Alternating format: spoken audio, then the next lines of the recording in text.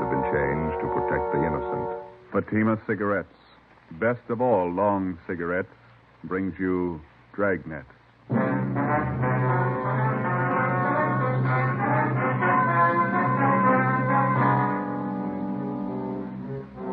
You're a detective sergeant. You're assigned the homicide detail. A woman is knifed to death in her home. The body bears the mark of inhuman attack. The killer escapes. Your job, get him. If you want a long cigarette, smoke the best of all long cigarettes. Smoke extra mild Fatima.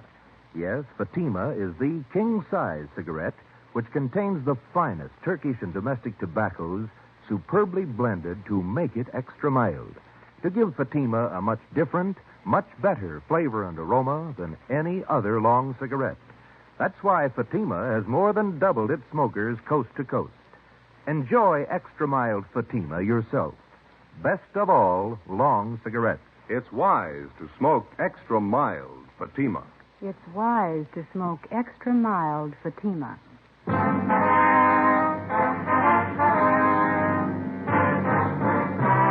Dragnet, the documented drama of an actual crime. For the next 30 minutes, in cooperation with the Los Angeles Police Department, you will travel step by step on the side of the law through an actual case from official police files.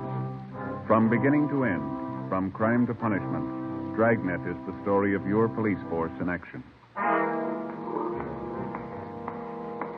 It was Wednesday, September 29th. It was warm in Los Angeles.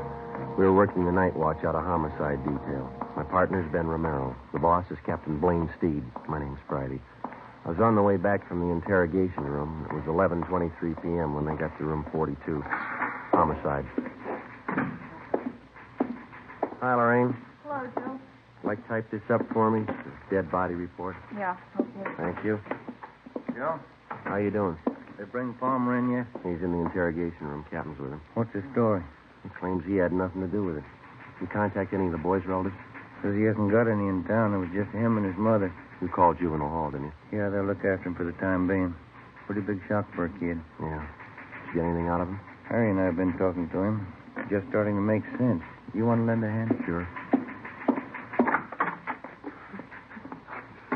We're going to leave tomorrow, my mother and I. She had a day off and we were going to leave. That's all I know. That's all she told me. Harry? Hi. You want to give it a try? Yeah. All right, Robert. Come on, son. It's going to be all right now. We need your help, Robert. Think you could answer a few questions for us? How about a bite to eat, son? I get you something? No, I'm not hungry. I'm okay. That's the stuff. Well, here, take it. It's a clean handkerchief. Yeah. Well, you're the cop that drove me down here, aren't you? That's right. Not going back to the house. You won't have to, son. I'm never going back to that place. All right. Oh, it was awful. Could you start from the beginning for us, Bob, and just take it easy? Tell us what you know. Okay. Think I could have a coat? I'll pick up a couple. Be right back. Right here. Thanks, Harry. Well, all I know is I left the house about 7:30. Mom gave me the money to go to a show. Was she alone in the house when you left? Yeah, that's right. We had dinner and then I went to the show. You usually go to the show on school nights, huh? No, but Mom asked me if I wanted to go. She gave me the money. Double feature. She told me to stay for both pictures. Mm-hmm. She usually tell you that? No, she always said to just stay for one picture. She didn't want me coming home so late. Was she expecting anybody to visit her? I mean, after you'd gone? She didn't say so. She just told me to stay for both pictures, that's all. What time the movie let out? Almost 11 o'clock. Pretty late, so I went straight home. Mom was in the bedroom. She was on the floor. There was this knife, this big knife. What'd you do then, son?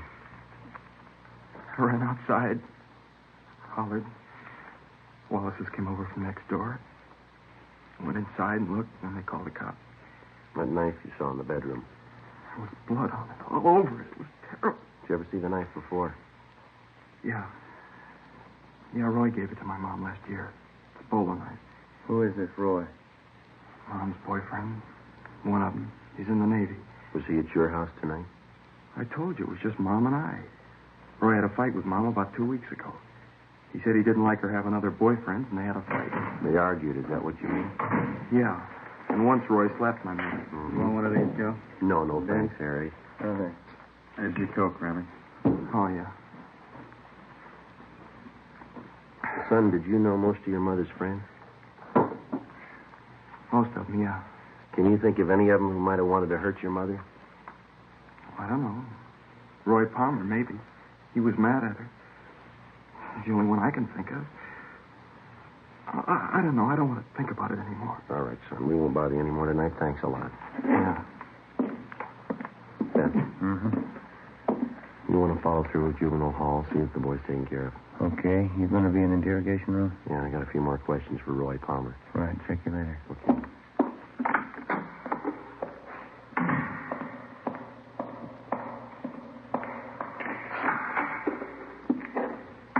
Crime lab back yet, Friday? No, not yet, Captain. Just talked with the Reynolds boy. Yeah. Can't believe anything that kid tells you. He's a liar. He hates me. You give him reason to hate you, Palmer? The kid's a liar, that's all. You were his mother's boyfriend. He said 2 weeks ago you had a fight with her. Did you slap her? All right, I slapped her. That don't make it murder. I wasn't near that house last night, and I didn't kill her. We found your knife in her bag. Huh? A bolo knife, bone handle. It's not mine. I gave it to her a year ago for a present. Didn't even know she still had it. Look, why do you have to pick on me? Because you had a motive and you haven't got an alibi. What about all those bums you used to run around with? Why don't you ask them for alibis? When we find them, we'll ask them. Do you know any of them, Palmer? The other men that she went out with? How'd I know? The only time she ran around was when I was on sea duty. And how'd you know she was running around? Friends of mine. You saw her out with these guys. I get it. Interrogation room, Friday. Lee Jones, Joe. Just got back from the Dixon house. Anything? Off to a fast start. Leighton Prince checked the murder weapon, that knife. Dusted the handle. Yeah? Fingerprints, perfect set.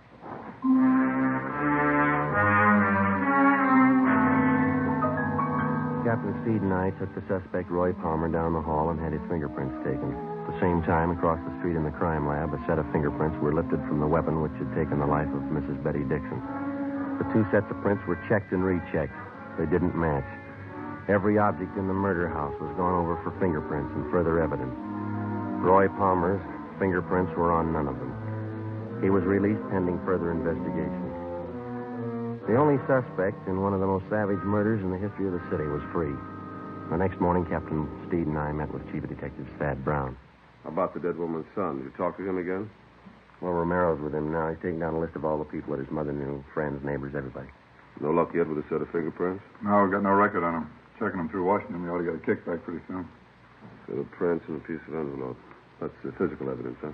Yeah, one of the top corners off an envelope. It had a postmark on it, Sonoma. Sonoma. Tie in with anything yet? No, not so far. Might turn up when we start checking the victim's friends. They posted the body this morning. I guess you saw this coroner's report. Yeah, I did.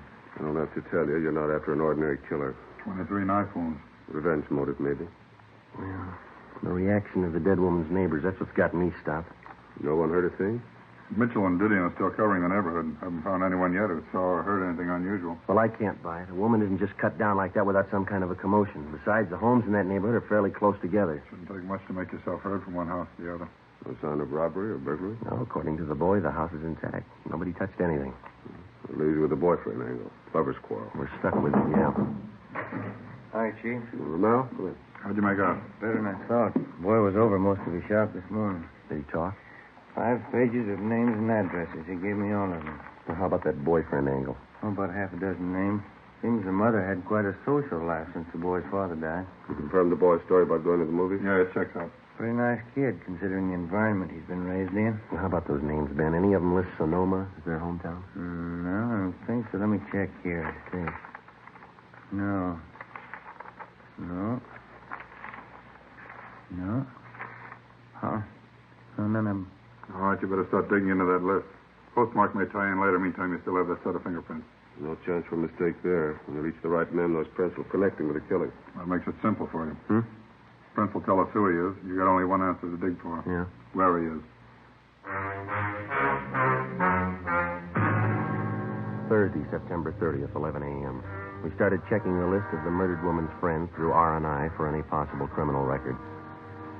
It's usually the case that a major crime rates headline space twice, when the crime is committed, when the criminal is apprehended. Between the two, more than often, there's a space of weeks and months, sometimes even years, in which the police officer goes through the monotonous, undramatic business of checking files, asking questions, sifting and sorting leads and evidence until he finally reaches the criminal. For a news story, it's pretty dull material, but it proves out the contention of most working detectives. You don't catch criminals with headlines. Monday, October 4th, we checked with a Miss Lucille Dana, a counter clerk at a little market out on Crenshaw. Terrible thing. I've been away on my vacation. Heard about it when I got home yesterday. You were pretty good friends with Betty Dixon. Is that right, Miss Dana? Yeah, pretty close. Oh, excuse me a minute. I'll take care of this customer. Yeah, all right. Is there anything, sir? No, 2 bags of them jelly beans, please. All right. Okay, that's all. All right. 19.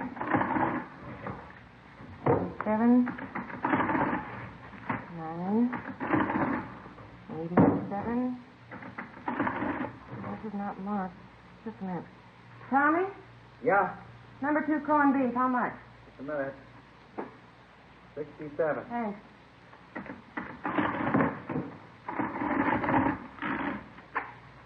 $2.17 out of 5.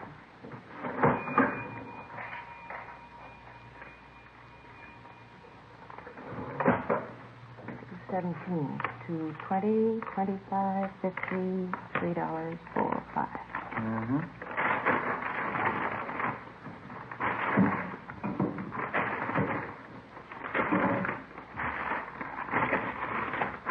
Thank you. Okay. I just can't get over it, Sergeant. Poor Betty. We understand that you used to go out with the Dixon woman, Miss Dana. Do you know most of her close friends?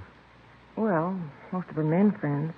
We used to double date a lot together. Mm-hmm. I wonder if you'd take a look at this list of names that we have here. All right. Let's see. Mm-hmm. Now, does that about cover all her boyfriends, all that you knew of anyway? Yeah, I think so. Let's see. Tony Morris, Gilbreeze, Al O'Neill. You don't have Floyd down here. Who was that? Floyd who? I never did know what his last name was. He used to take both of us out, Betty and I. Seemed to like her quite a bit. When's the last time she was out with him, do you know? Oh, 5 or 6 months ago at least. Kind of strange. How do you mean? Floyd. Jealous, you know. Hot temper. Said he was Spanish, but he had a light complexion. Oh, excuse me, please. Sure. Yes, sir? A pack of that mint gum and some lighter flints, please. Yes, sir. 25. Thank you. All right.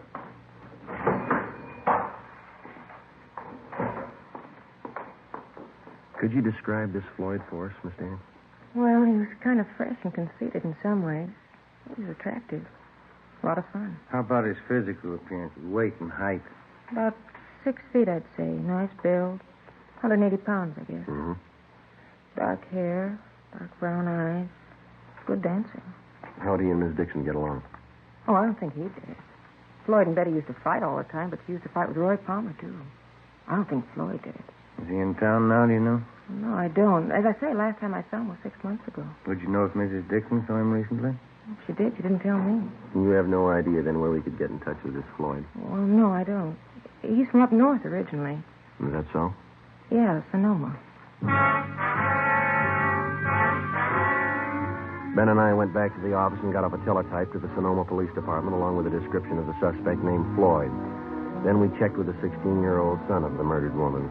He remembered the man called Floyd, and essentially his description of the suspect checked out with that given us by his mother's friend, Lucille Dana. 3 p.m., we met with Lieutenant Harry Didion and Captain Steed. You want to fill him in, Didion? Finally got in touch with the dead woman's next-door neighbor. His name's Conroy. Get anything out of him? They seem to be the only ones who heard anything the night of the murder. What they had to say. Let's see.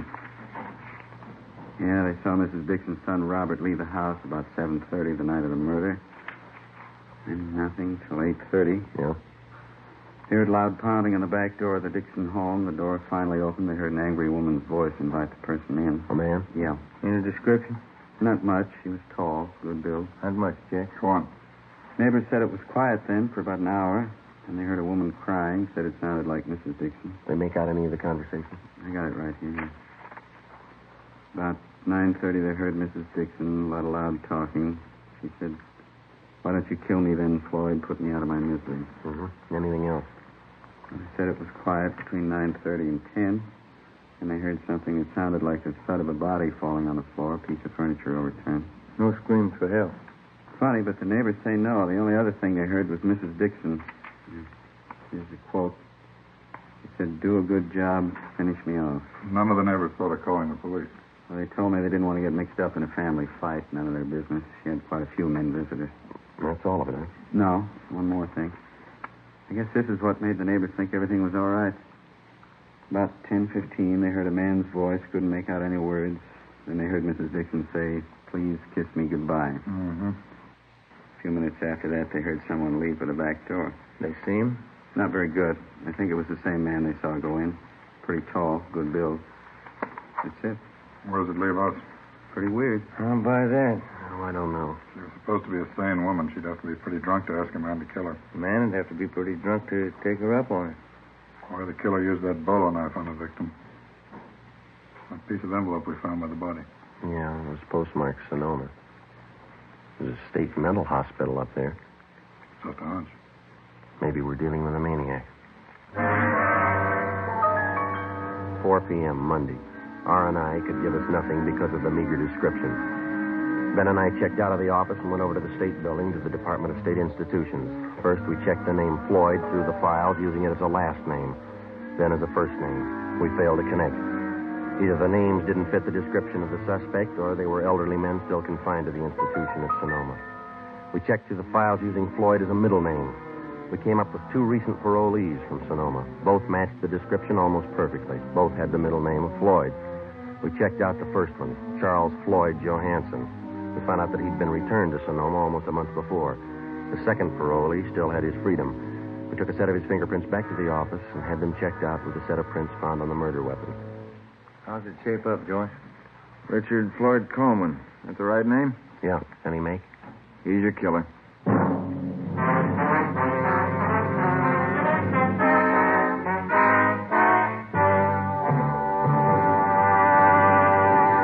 You are listening to Dragnet, the case history of a police investigation presented in the public interest by Fatima Cigarettes. If you smoke a long cigarette, it will be in your interest to listen to a typical case history of a Fatima smoker. It's the case of skating star Helen Davidson of the 1951 Ice Capades. This is her actual signed statement. Recently, on tour with the Ice Capades, I've noticed more and more people smoking Fatima. You know why? If you like king-size cigarettes, you're bound to prefer the one that's extra mild.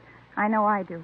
And I agree it's wise to smoke extra mild Fatima. More and more smokers are discovering this every day. Actual figures show extra mild Fatima has more than doubled its smokers coast to coast. So enjoy extra mild Fatima yourself. The king-size cigarette, which contains the finest Turkish and domestic tobaccos, superbly blended to make it extra mild. You will prefer Fatima's much different, much better flavor. You will agree. It's wise to smoke extra mild Fatima. It's wise to smoke extra mild Fatima. The best of all long cigarettes.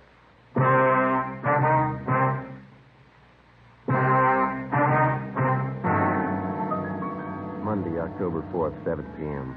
We got on an APB and a radiogram on Richard Floyd Coleman. We checked DMV for possible auto ownership. From his record, we found that he had been confined twice to the state mental hospital at Sonoma. The first time for a period of 2 years, the second time for 14 months. Hospital files showed us that on both occasions he had been committed by his older sister, Evelyn Coleman, his only living relative. Her address was listed as 5640 Upper Terrace, an apartment court in the East Wilshire district. We drove out to question her. In one of her apartment windows was a hand-lettered sign, seamstress, dresses made to order, Evelyn Marie Coleman. She turned out to be a tall, quiet girl in her 30s, gray eyes, brown hair. She worked on the sewing machine while we talked with her. I'm sorry to be so rude, Sergeant, but I have to have this blouse ready by 2 this afternoon. Miss Tyler's coming to call for it. That's perfectly all right, Miss Coleman. Exactly. What was it you wanted to know? About your brother, Richard. Oh, anything wrong? No, we're just checking, that's all. We'd like to talk to him. Oh, what about? Routine check. We understand he spent some time up at Sonoma. Yes, he did. Richard's had a hard time of it. Doctors don't seem to know the trouble. Poor Richard, he's so mixed up. You're his only living relative? Yes, I am. Folks died when we were both young. Practically raised Richard myself. Have you seen your brother lately, Miss Coleman? No, not lately. Why? You any idea where we might contact him? Well, no, I don't. You see, he travels around the state a good deal. Oh, is he working? No. Well, but he writes from time to time. Oh, what was it you wanted to see him about, Sergeant? It was just routine questioning. We'd like to talk to him. Oh. Where was he when you last heard from him, Miss Coleman? Well, couldn't you tell me what you want to see him about? We'd just like to question him, that's all.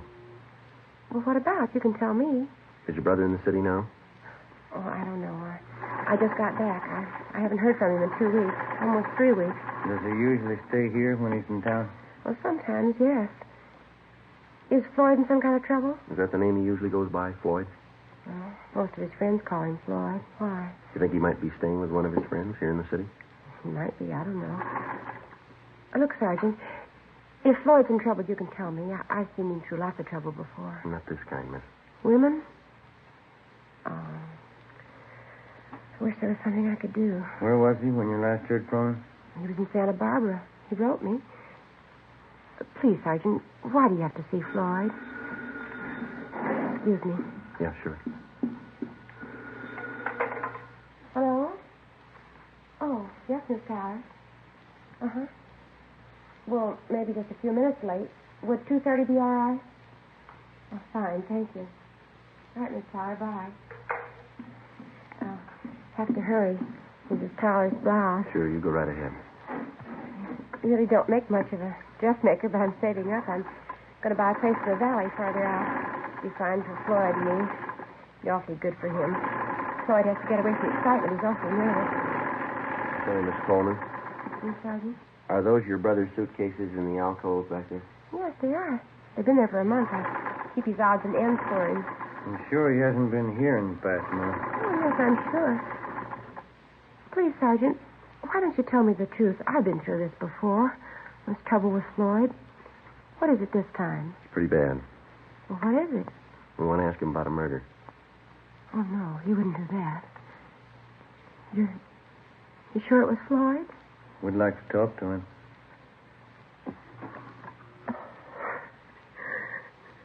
Floyd. Floyd. It didn't have to happen. I was going to buy a place in the valley. Floyd would have liked it there. I was going to take care of him out in the valley. Do you have any idea where we could find him, Miss Coleman? No, I don't. I don't know where he is. Santa Barbara, that's the last I heard. I've been worried about him. If he was in the city, would he come here to stay, ma'am?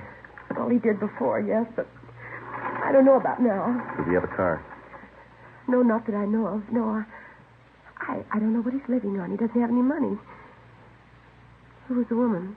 Oh, Mrs. Dixon. Seems to know your brother pretty well. Oh, boy. You better grab that, Ben. Yeah, all right. Hello. Yes. That's all right. Thank you. Yeah. Mrs. Tyler, she'll pick up her blouse tomorrow.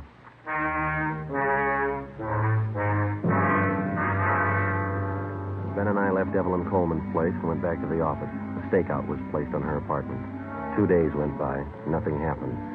Despite the fact that the suspect's sister had promised to cooperate fully with us in locating her brother, a team of men was assigned to follow her wherever she went as insurance against any possible slip-up. As far as we were concerned, no precaution was out of reason. A maniac was on the loose in the city, the same maniac who had murdered the Dixon woman. He'd done it once, and if the urge was there, he'd do it again.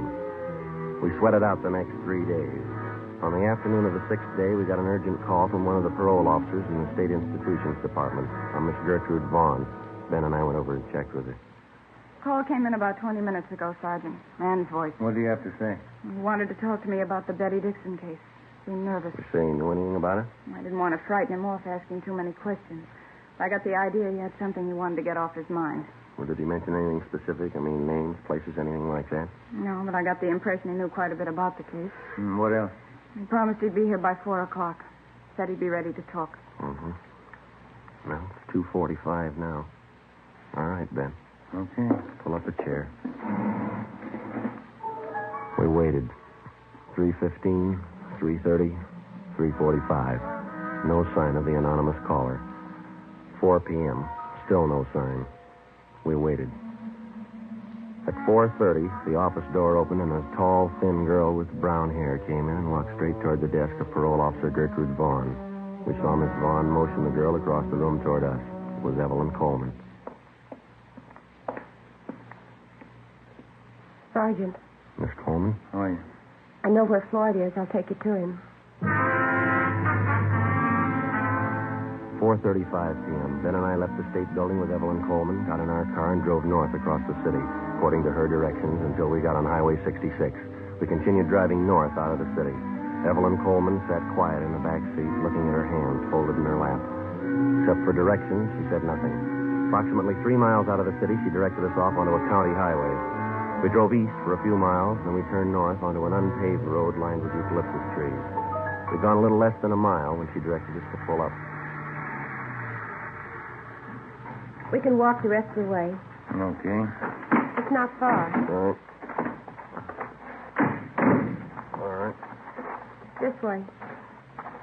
Your brother been out here all this time? He didn't tell me. He called this morning. He's supposed to get himself up. What happened?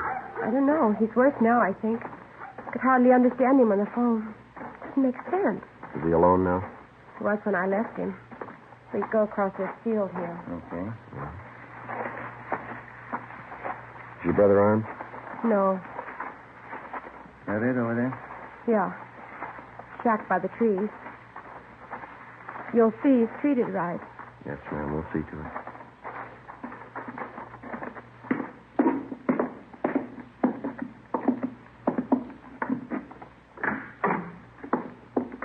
Evelyn? Evie?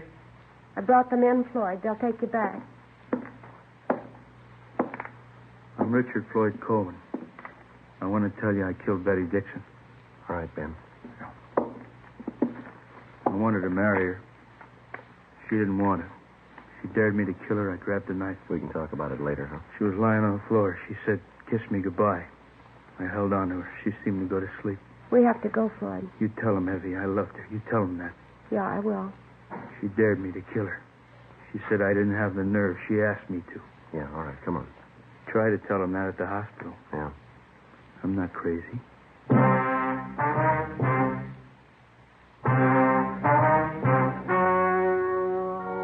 The story you have just heard was true.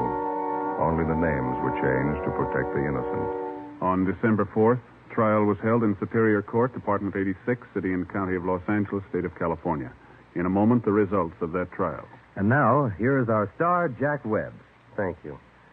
To prove a suspect's guilt or innocence, as in tonight's case, the working detective spends many a long hour with the man in question. In the interrogation room, the crime lab, with his friends, his enemies, gets to know his man well. And so with a cigarette. If you're a long cigarette smoker like I am, get to know Fatima. Live with it a while. Pack after pack their extra miles. Get to know the best of all long cigarettes. Smoke Fatima.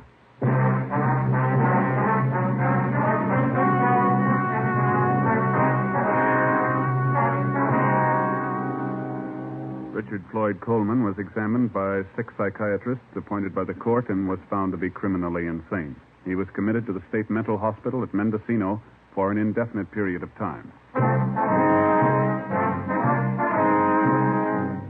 You have just heard Dragnet, a series of authentic cases from official files. Technical advice for Dragnet comes from the Office of Chief of Police W.A. Wharton, Los Angeles Police Department. Fatima Cigarettes, the best of all long cigarettes, has brought you Dragnet from Los Angeles. Sarah Berner is delightful in Sarah's Private Caper, next on NBC.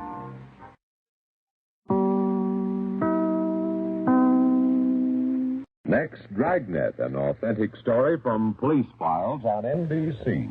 WMAQ and WMAQ-FM, NBC in Chicago. 9 p.m., Bulova watch time. Make her next birthday happier. Give a glamorous Bulova Her Excellency watch. 21 jewels, yet only $49.50. Another reminder, Don't be a hoarder. Be an American. The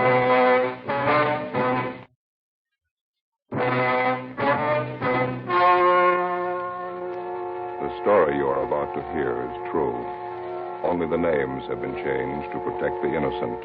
Fatima Cigarettes, best of all long cigarettes, brings you Dragnet.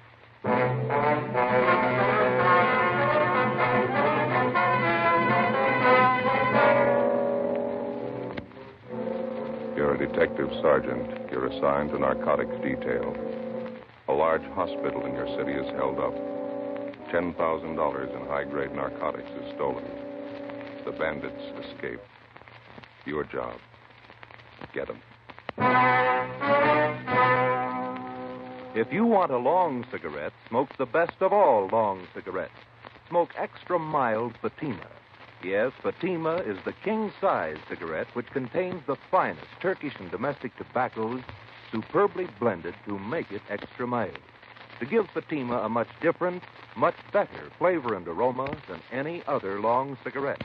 That's why Fatima has more than doubled its smokers coast to coast. Enjoy extra mild Fatima yourself. Best of all, long cigarettes. It's wise to smoke extra mild Fatima. It's wise to smoke extra mild Fatima.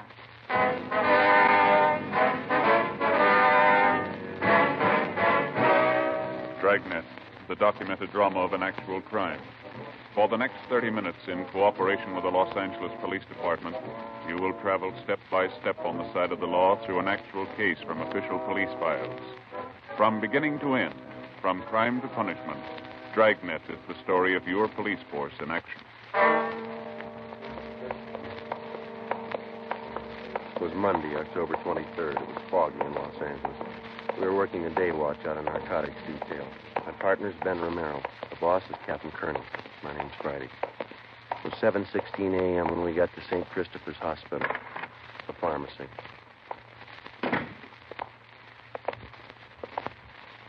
How do you do? Yes? Police officer, sister. You'd like to see Sister Mary Benedict? I'm she. Mother Superior sent us down to see you, sister. We're investigating the narcotic robbery. Oh, yes, there have been quite a few policemen here in the past hour. I believe it was the fingerprint men who just left. Just let I have their card.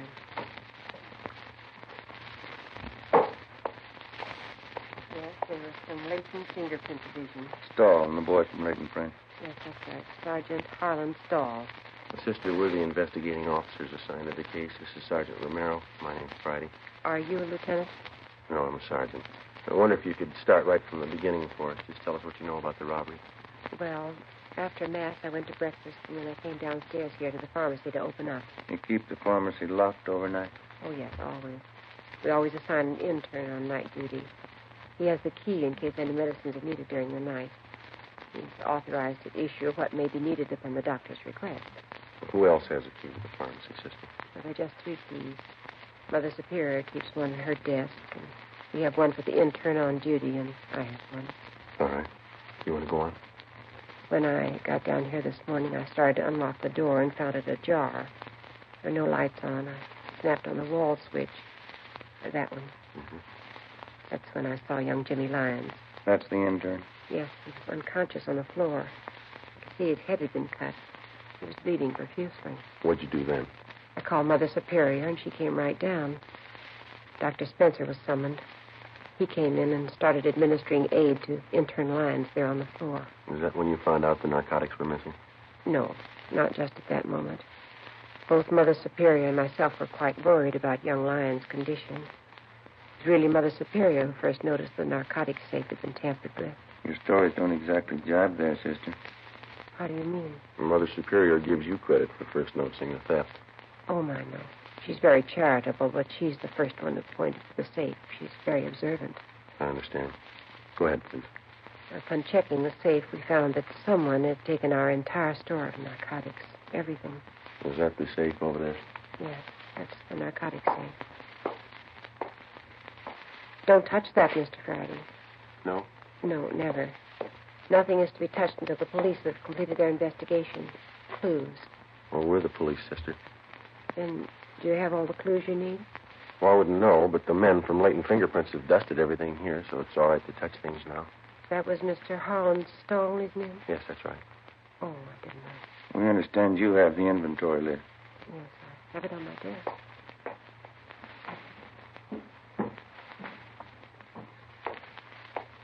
Here. Thank you.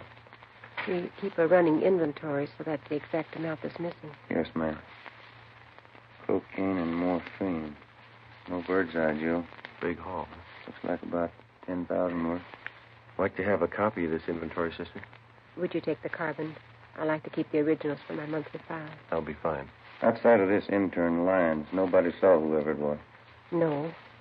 Mother Superior and I have interrogated everyone. We made a thorough investigation on our own. I took notes. That's so? Yes, that's the way Father Brown does it. Father Brown? Yes, he's an expert detective. Brown. You wouldn't mean Thad Brown? No, Father Brown. Father Brown. You people have your own detectives now? Oh, my, no. He's not a regular detective. He's more like Mother Superior and myself. Is that right? Yes, he's in England. Solves some really difficult cases. Here, I'll show you.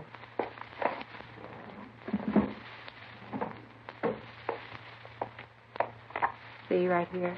The Triple Cross, another exciting Father Brown mystery by G.K. Chesterton.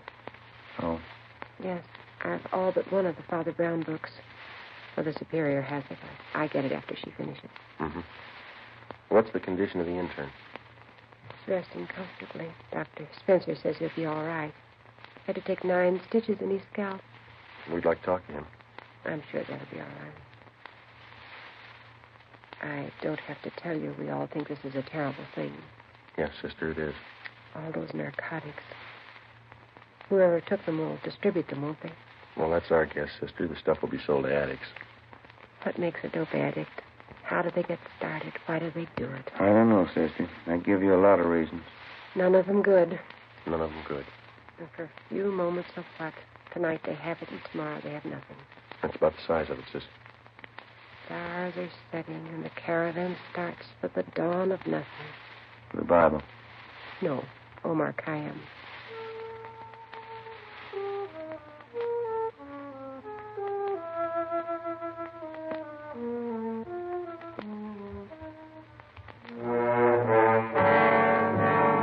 Before we left St. Christopher's Hospital, we talked with intern James Lyons. Since he was slugged from behind, he failed to see his assailant. He could tell us nothing. The entire hospital staff was screened thoroughly. They could add nothing to what we already knew. Between 6 and 7 o'clock that morning, $10,000 worth of high-grade prescription narcotics had been stolen. Somewhere in the city of Los Angeles was the answer. As in all narcotics cases, speed is the prime factor. Whoever held those narcotics wouldn't waste any time diluting or cutting it and making it ready for quick sale. Our job was to stop them. 5 minutes past 8 a.m., we checked in with Sergeant Harlan Stahl at Latent Fingerprints Detail. Not much help, is it? That's all you got, huh? The safe was clean, not a print on it. No prints anywhere in the room. Slugged the intern from behind, took his keys, tore a belt loop off his trousers, opened the safe and waltzed out. Couldn't have been cleaner. Yeah. You didn't get anything on your end, huh? Nothing. Gentlemen, Cap? I picked one up. Who is he? Junker by the name of Babe Kellogg. He's really seeing Steve, but he's coming out of it. Let's go talk to him. Check you later, Stahl. Yeah. What's the story on? Wallace and Hunt picked him up. Downtown L.A. He's sitting in a parked car at 4th and Broadway. Thought at first he was a 390, but they couldn't raise him. He's down this way. What else? Well, Wallace figured he must be geed up, so they rolled up his sleeve to look for the spike marks. They found them. Find anything on him? Yeah, there were 2 vials of M on the seat beside him. Prescription stuff. You got that list of serial numbers from the hospital? Yeah, right here. All right, let's go in.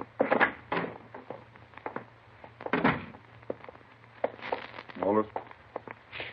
Yeah, Captain? Friday's got a list of the serial numbers on that hospital heist. Hop down and check them against the vials you found in his car. Yeah, here you are, Wallace. Thanks, Joe.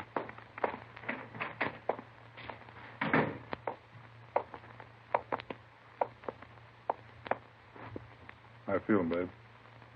All right. Kellogg, this is Friday and Romero, Central Division. I see him. You want to tell us about it? Nothing to tell. Living high, aren't you? I'm unusual. It's not the way I get it. You're scoring good. Prescription stuff. Birthday present from a friend. Who is it? I want to keep his friendship. Who's your connection, babe? I don't know. You know that morphine we picked out of your car is hot. Isn't all of it? Hospital pharmacy was knocked over this morning. If the numbers on those vials of yours match up, you're in a real jam. No numbers on them? You might as well tell us where you got it. I'm not going to be a Fagin for you. Nobody's asking to be a Fagin, Kellogg. That's high-powered stuff. If we don't get anybody else, it can go hard for you. I'm not going to bite the hand that feeds me. You want to stand alone on this one, not the idea? I didn't say that. Well, one of us isn't going to go along and hold your hand. How about it? Who's your connection? All right, it isn't going to be a long wait, Kellogg. As soon as Walters gets back with those serial numbers, you can play hero all afternoon. It'll be on the 12th floor of the county jail, babe. You won't have to wait long there either. The minute you put one foot in that courtroom, the judge will throw everything he's got at you. 2 bottles of drugstore stuff? Robbery, Kellogg.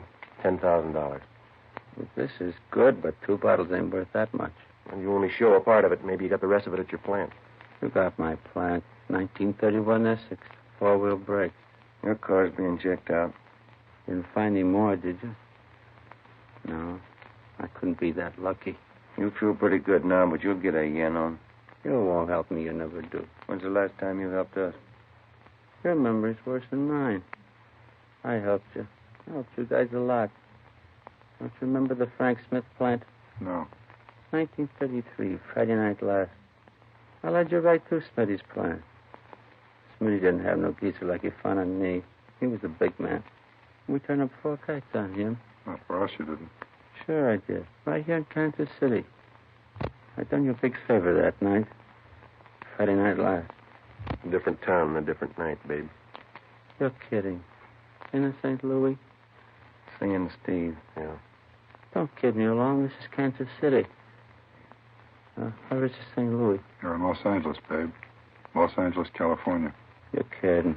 Clenard wouldn't do that to me. Who's Clenard? 11th and Baltimore. Hangs out down at the Continental Hotel. That's in Kansas City? Yeah, Marty Clenard. Tough cop. He said he'd make a hop for me. He didn't want me in KC. Gave me a floater out of town. That's why I came here to St. Louis. You're in Los Angeles, babe. You got it? Los Angeles. Oh, yeah. You told me. Step outside a minute. Yeah. Stay with him now. Right.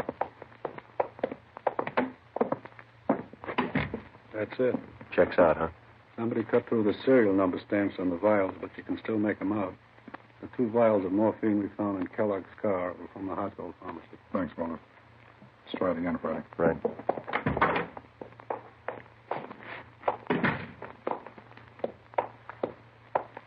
All right, babe. Now let's cut out the jokes. Those 2 vials you had came from the hospital. The numbers check out.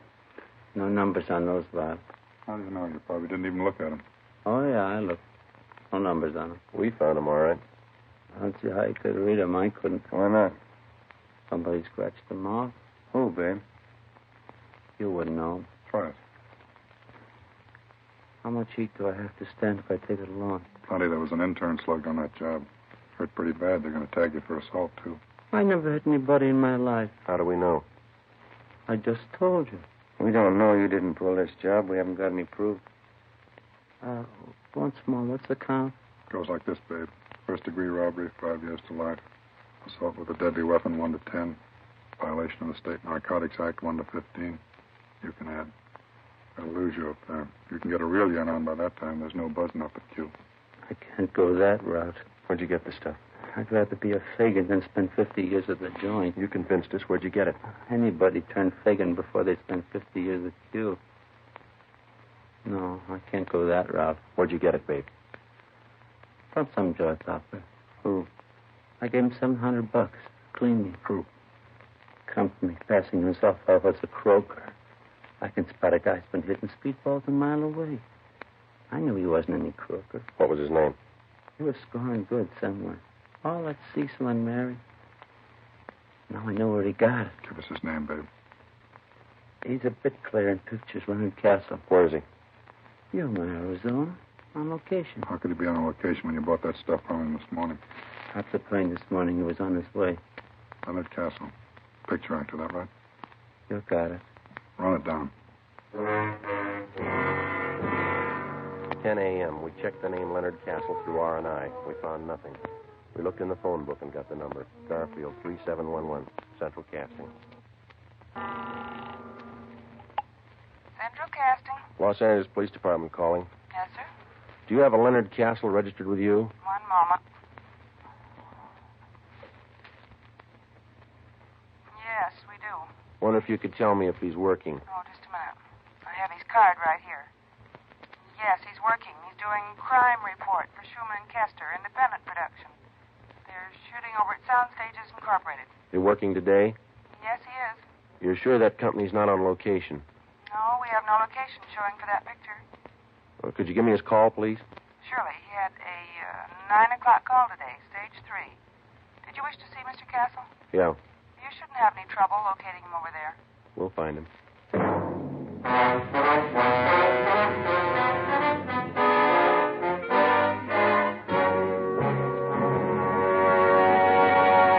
You are listening to Dragnet, actual case histories taken from official police files. If you smoke a long cigarette, it will be in your interest to listen to these case histories taken from the file marked Fatima. On this card, reporter Lee Silver's statement. I need an extra mild cigarette. No other long cigarette I've tried is as mild as Fatima. Here is Nurse Shirley Gilman's statement. When I go off duty, I appreciate a mild cigarette. Fatimas are extra mild. I can enjoy them more. On this card, the statement by drama critic Richard Watts, Jr. Anyone can tell Fatima contains the finest tobaccos. It's extra mild and has a much better flavor. All agree it's wise to smoke extra mild Fatima. And that's what more and more smokers are discovering every day. Yes, actual figures show extra mild Fatima has more than doubled its smokers coast to coast. So enjoy extra mild Fatima yourself. You'll agree. It's wise to smoke extra mild Fatima. It's wise to smoke extra mild Fatima. Best of all, long cigarettes.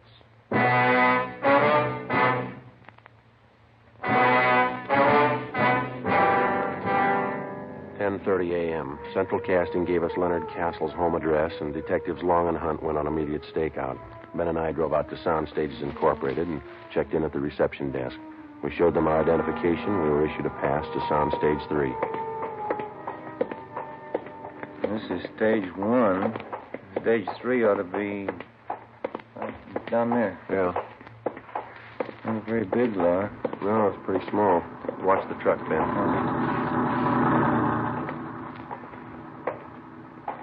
I think Kellogg knew what he's talking about. We'll know in a couple of minutes. Not very usual. Joy Pauper pulling a job like that. They all start somewhere. That's a good way to get around a movie lot. Bicycle. Better than walking. Sure a thick fog, isn't it? Yeah, we don't have 'em often, but when we get 'em, they're a real pea super. Oh, here we are. You better hold it, Ben. Red light. They're shooting in there. Oh, yeah, I didn't see it. What's stage 5, you know? Couldn't tell you. Okay. All clear. Let's go in.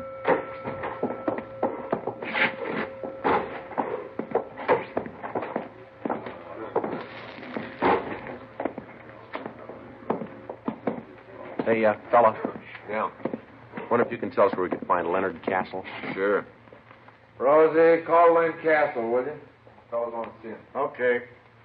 Leonard Castle. Leonard Castle. Guess we can wait over here by the phone, huh? He'll be right here. Yeah, thank you. Thank you. Rosie, you call me? These gentlemen want to see you. Thanks, Willie. You want to see me? Your name, Leonard Castle? Yeah, that's right. Police officers. Yeah? There's some place where we can talk. Well, this all right? I got to stick close. I might be in the next shot. All right. You know a fellow by the name of Babe Kellogg? No. He says he knows you. No, I never heard of him. You sure? Put us on a bell, George. Hold the work. Quiet down, quiet. Have to hold it a minute. They're lining up a shot. Lefty, move that brute about 1.5 feet to your right. That's it. Hold it right there. Make it a little hotter. Couple of turns. Whoa, whoa. That's got it. Baxter, you Give me an inky dink right here, camera left. Harry. No. When Fred Conrad crosses over at the table, can you help me out a little? Can you bring this one down about 2 points on the dimmer? It's done. Don, you get that? All ready, Miller. Mr. Conrad? Yes, sir. Take it real easy. Remember, you don't know your sergeant's got a clue until he comes to you with it. All right. You're anticipating a little bit, okay? Mm-hmm. Let's try it.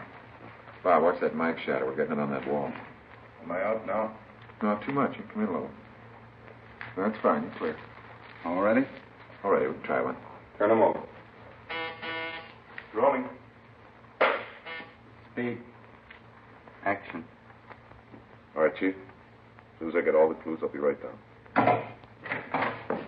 Go back on the time. Piece of that broken window, huh? That's right. It's plastered with fingerprints. Yeah? We got our man. Cut. Save him? Sure. Let's hold it quiet, folks. You never heard of Babe Kellogg, huh? That's right. Where were you at 6 o'clock this morning, Cass? In bed? You got men out your place checking? What's it all about? Between 6 and 7 o'clock this morning, somebody robbed the pharmacy at St. Christopher's Hospital. They slugged the intern, made off with over $10,000 worth of narcotics. Yeah? If we find you were in bed between 6 and 7, you're clear. Well, I was. Anybody to back up that alibi? Well, landlady, I guess she'd know. What time she generally get up? Oh, I don't know. Why?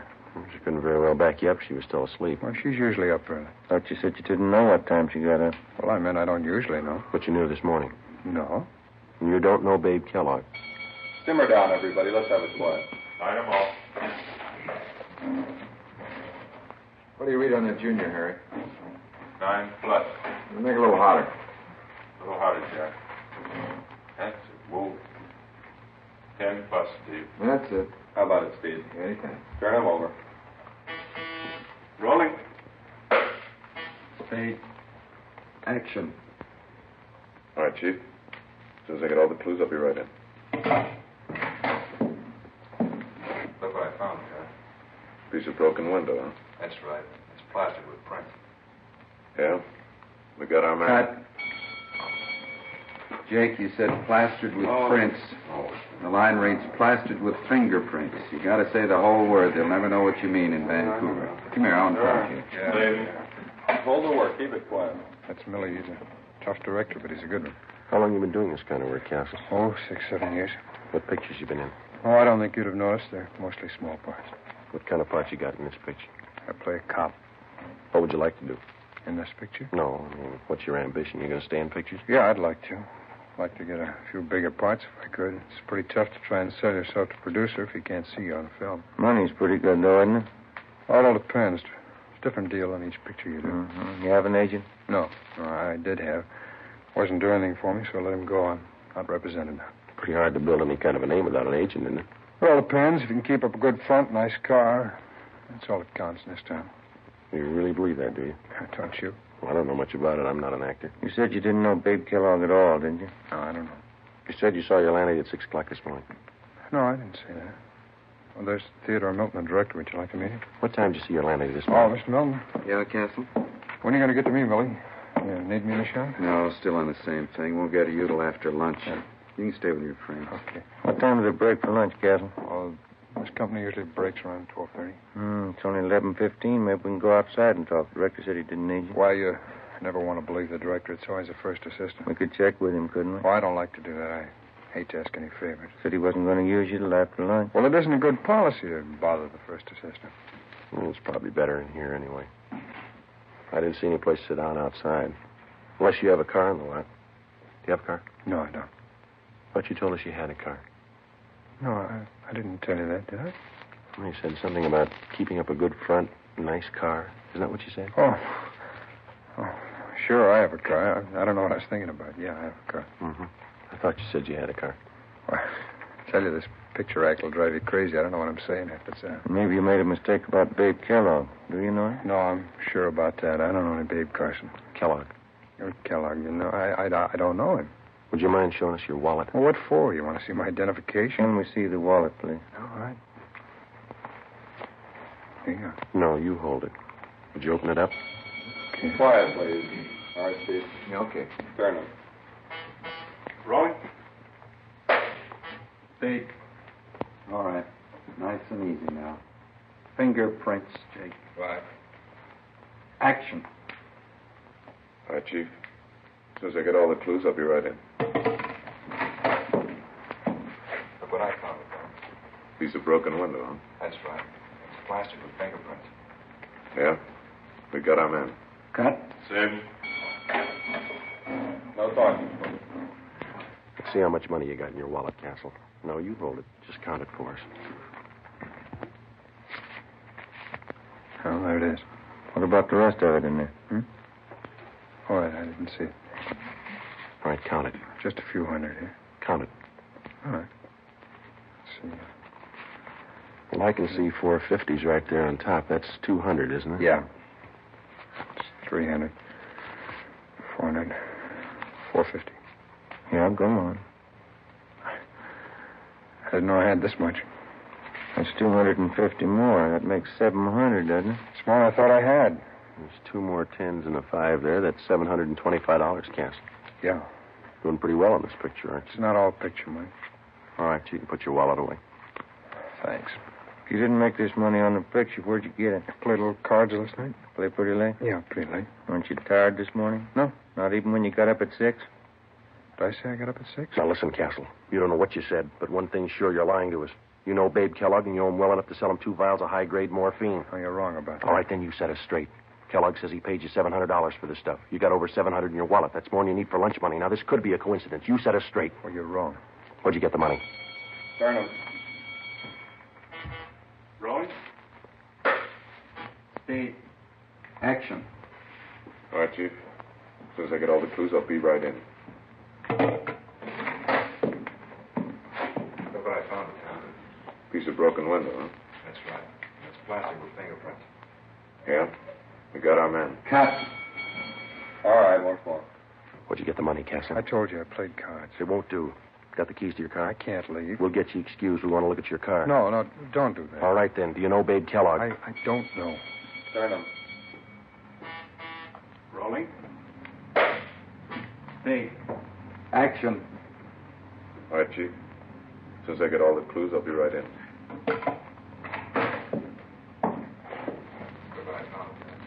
Piece of broken window, huh? That's right. It's plastic with fingerprints. Yeah? We got our man. Cut. Ready. Hold it for Lily. Do you know Babe Kellogg? Yes. Yes, I know him. I know it. You robbed that hospital this morning. I needed it. I needed the money. I had to have it. I owed money. They were going to take my car. I was broke. What else could I do? I was sick once. I stayed at St. Christopher's. I knew where they kept the drugs. I knew if I could get them, I could make some fast money. I didn't mean to hit the kid. I couldn't let him see me. He didn't have to be there, did he? He didn't have to be there. I sold old Babe the stuff, and the rest is in the car under the seat. I needed the money. I was broke. I was broke. Better get him out of here, Ben. Mm-hmm. Come on, Castle. That was a great reading. My name's Milton. I'm directing this picture. You the boy's agent? No, sir. Never heard him read better. Funny thing, though. Yeah? In front of the camera, he goes to the dogs. The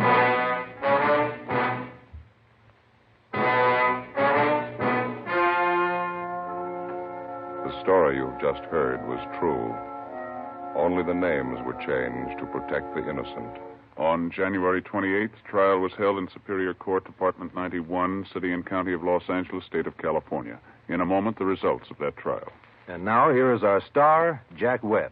Thank you. The working detective in reaching the solution of a crime depends on the combined efforts of many minds and many hands. The crime lab, state and federal peace officers, and you, the citizen. And so with Fatima. The combined efforts of many go into their blending and manufacture. Skilled hands, working with the finest Turkish and domestic tobaccos, make Fatima extra mild, best of all long cigarettes. If you're a long cigarette smoker like I am, try Fatima. Every pack is extra mild. Smoke Fatima. Ladies and gentlemen, starting Thursday, August 24th, that's 2 weeks from tonight, Dragnet will be heard 1 hour earlier at 9 p.m. Eastern Daylight Saving Time.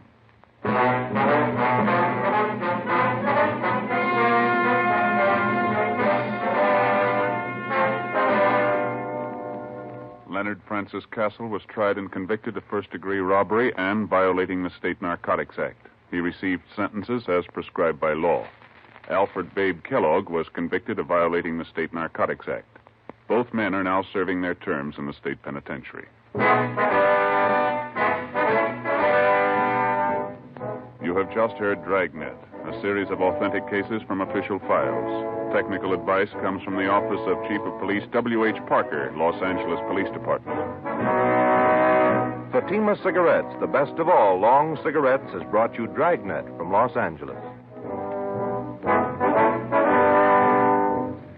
Sarah Berner is delightful in Sarah's Private Caper. Next on NBC. Ladies and gentlemen, next week, Thursday, August 24th, Dragnet will be heard 1 hour earlier at 9 p.m. Eastern Daylight Saving Time.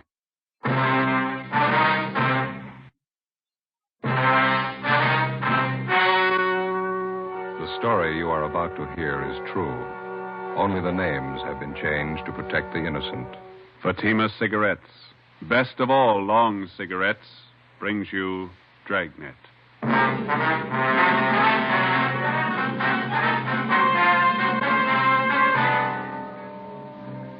You're a detective sergeant.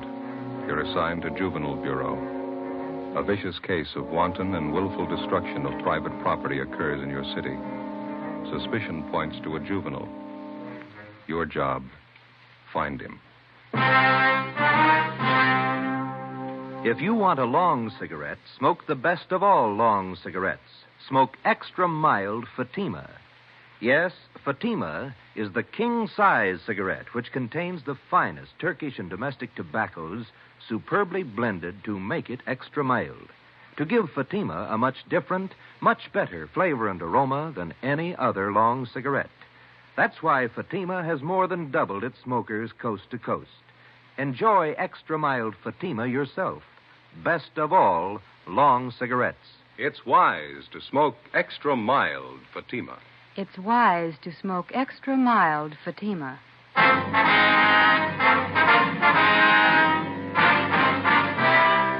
Dragnet, the documented drama of an actual crime. For the next 30 minutes, in cooperation with the Los Angeles Police Department, you will travel step by step of an actual crime. For the next 30 minutes, in cooperation with the Los Angeles Police Department, you will travel step by step on the side of the law through an actual case from official police files. From beginning to end, from crime to punishment, Dragnet is the story of your police force in action. It was Tuesday, April 10th. It was cool in Los Angeles. We were working the day watch out of Juvenile Bureau. My partner's Ben Romero. The boss is Inspector Bowling. My name's Friday. It was 9:35 a.m. when we got to 1335 Georgia Street. Captain's office. I won't ask you to sit down. We're not going to be here that long. You sound mad. Get your hats. Right with you. Where's your car? Right out front. All right. What's up? A rotten mess.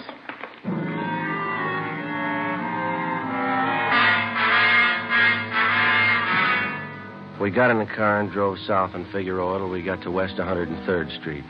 According to Inspector Bowling's directions, we turned right and went about 4 miles. He directed us to pull up in front of a one-story frame residence that had been converted into small business offices. On the right side, going in, was a neighborhood jeweler's shop. We could see him working in the window. Over the door of the office on the left was a lawyer's shingle. The gold lettering was new. It's this way. Lawyer's office. That's right. Name's Paul Wilson. It's me, Miss Wilson. Oh, come in, Inspector Bowling. Mr. Wilson, this is Sergeant Friday. Romero, juvenile detail. I'm assigning them this case. How you do, Sergeant? All right. Sergeant. All right, look at it. Just look at it. Look at that, Joe. Yeah. Paint. It's all over everything. Look at that leather chair. It's ruined. The desk smeared with the stuff. Green paint. Yeah. Looks like they threw it on the mop, then. Rug soaked with it, the walls. Look, Joe. They even got the clock. Yeah. Take a good look. Remember it when you tag whoever did it. These your law books, Mr. Wilson? Yes, sir. They didn't have to do this. Poured paint all over them. Yes, sir. When did all this happen? Sometime last night. Found it this way when I came in this morning. Any idea who did it? That's why he called us, and we're going to find out. I don't know who'd want to do a thing like this. Just opened my office 3 days ago, just hung out my shingle. You just started practicing law, is that it? Yes, sir. Graduated from Loyola University Extension Division. Been looking for office space for a long time. Was anything taken? No. It's such a dirty, rotten thing to pull. Undoubtedly a kid. That's pretty vicious for a kid. Can you think of any enemies that you might have had, Miss Wilson? No, sir. No one would do a thing like this. I can't understand it. There's no reason for it that I can think of. Crime report shows they got in the back door. Is that right, Mr. Wilson? Well, can you come back here? I'll show you. Okay. Yeah, here it is right here. See, this used to be the kitchen when this was a flat. I was going to put a hot plate in here for coffee. Oh, yes. You can see where they cut through the screen door. It's all right. It's been checked. Okay. Oh, yeah. Yeah, I see. Mm-hmm. Any pass key would fit the inside door here. Yes, sir, that's right. You can follow the trail of that green paint right from this door all the way through the house. Yeah. I don't know how I'll ever get it all off. You know of any cleaners that handle things like this? We're not allowed to recommend anybody, Mr. Wilson. If you have somebody in mind, we'd be happy to call them for you. Well, thank you. I appreciate it. I was going to make some calls, but I haven't got my phone installed yet. Estimated damage about $1,800, is that right? That's what I figure, yes. My law books are over $600 alone. Borrowed the money from the bank for the furniture. You haven't noticed any kids in the neighborhood, none of them around while you were moving in? No, I didn't see any. I moved everything in myself, rented a trailer, made several trips to get it all over here. Guess that was a silly thing to do. Why? Well, the store where I bought the furniture said they'd deliver it, but I couldn't wait to see everything in. First office, you know. Yeah, we understand. Well, like I said, I made several trips with the trailer, and I didn't lock the office each time I left. Didn't figure it was necessary. The fellow across the hall with Bueller said he'd keep an eye on things for me. But you did lock up last night, didn't you? Oh, yes. As soon as I was moved in, I locked the place at all times when I wasn't here. That's it. We'll get right on it. I don't have to tell you again. I want a fast answer. Where do we start? With an empty paint can. Before we left Attorney Paul Wilson, we took a sample scraping of the green paint to serve as a color check. We started to canvass the neighborhood door to door. We covered the area for a radius of 6 blocks, questioning the residents and checking out the youngsters. We failed to come up with anything. We figured another good angle was to try the schools in the area. We checked on the students who had been in any kind of trouble involving malicious pranks. We had the principals line their students up. We looked them all over thoroughly for any evidences of paint of any kind on their person or on their clothing. The few leads we found led nowhere. After a week without success, we went back and rechecked the neighborhood, the paint stores, to see if anyone had bought any green paint, anyone they might have forgotten to tell us about the first time through.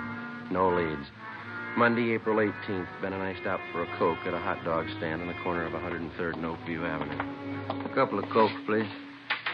You want to help yourselves in? Yeah, okay. Here's one. I don't see any more. There's one laying on the side. No, over there by the grape. Oh, yeah. Let me get it for you. Oh, thanks. Here you are. Good.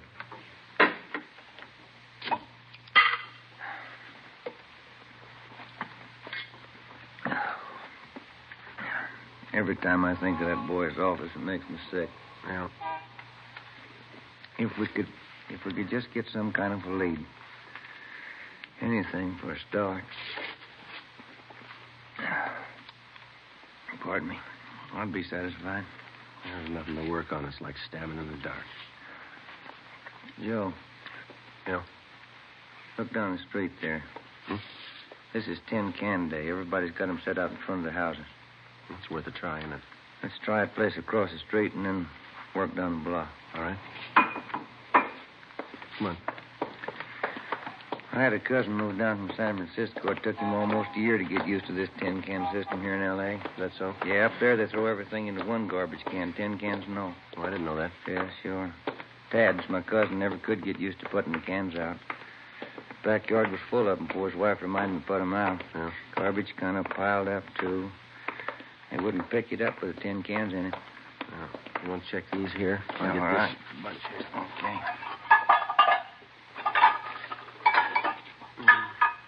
Don't see any paint cans.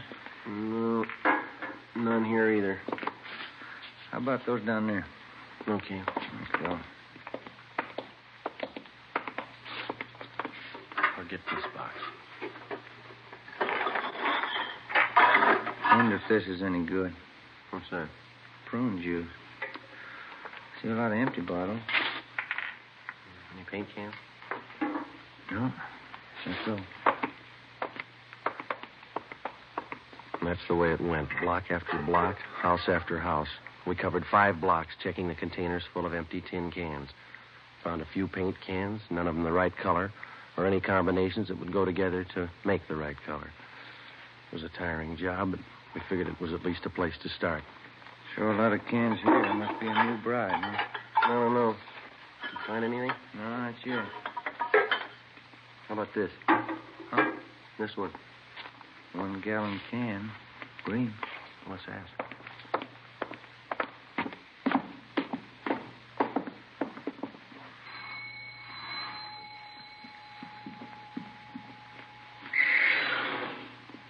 Yes? Police officers, ma'am. Does this empty paint can belong to you? You can have it if you want. We threw it out. Do you have any children here, ma'am? Yes, a boy. How old is he? 1 year. Would you mind telling us what this paint was used for? We just moved here. Is there any law about throwing out the paint cans? Oh, no, ma'am. We're investigating the case. Just like to know what the paint was used for. Did old man Boone send you over? Beg your pardon? Mr. Boone, the man we rented this house from? No, ma'am. I thought maybe it was him. He said we couldn't do any painting inside. We don't know anything about that. You sure? I don't trust him. No, ma'am. You say the paint was used to redecorate? Yes, come in, I'll show you. Oh, thank you.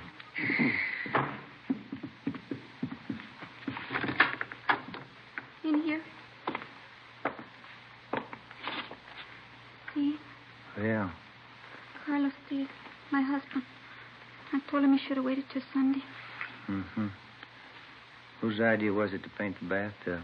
Carlos. He's going to night school learning English. The teacher told him the best way to learn was to speak it around the house. Yes. It's better for the little one, too. Well, anyway, Carlos gets paid on Saturday night. Then he stops at the little place where the fellas he works with and has a little drink. He gets his paycheck cash there. Mm-hmm. When he came home, he said he was going to paint the bathroom for me. I guess he felt a little good. I was in the kitchen and I yelled to him to paint around the top. Around the top, I said. Yeah. Like I said, he doesn't know English too good yet. We have a green tub. I see. Well, thank you. He's going to clean the tub next Saturday. We use the shower. Painted that, too, didn't he? Oh, thank you very much, ma'am. We're sorry to have disturbed you. Oh, that's all right. I'm worried about next Saturday night. Why's that? There's no telling what he's going to do with that paint remover.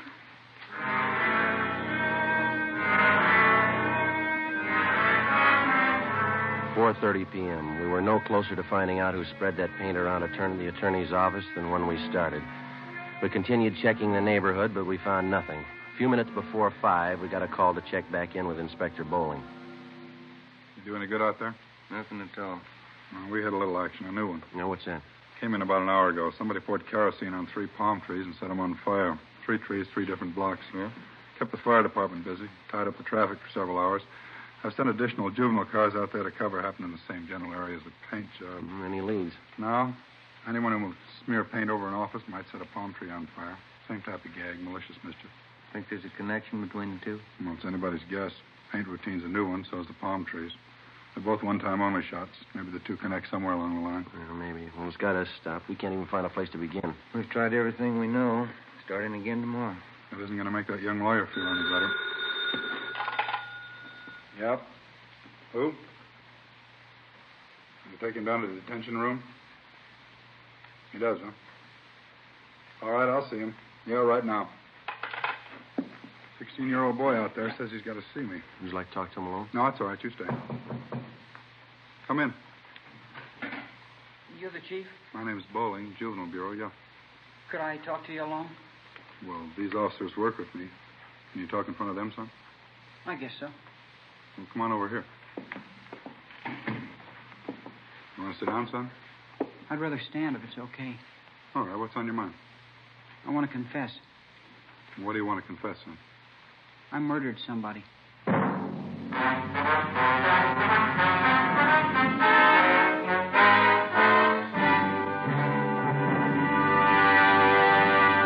You are listening to Dragnet, actual case histories taken from official police files. If you smoke a long cigarette, it will be in your interest to listen to these case histories taken from the file marked Fatima.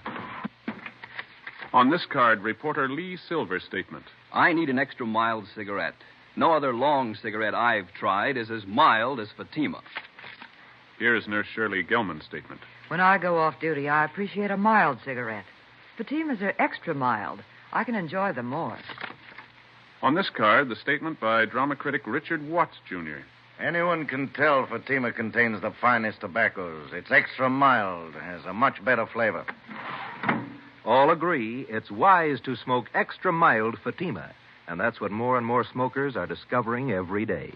Yes, actual figures show extra mild Fatima has more than doubled its smokers coast to coast. So enjoy extra mild Fatima yourself. You'll agree. It's wise to smoke extra mild Fatima. It's wise to smoke extra mild Fatima. Best of all, long cigarettes. Next week, Thursday, August 24th, Dragnet will be heard 1 hour earlier at 9 p.m. Eastern Daylight Saving Time.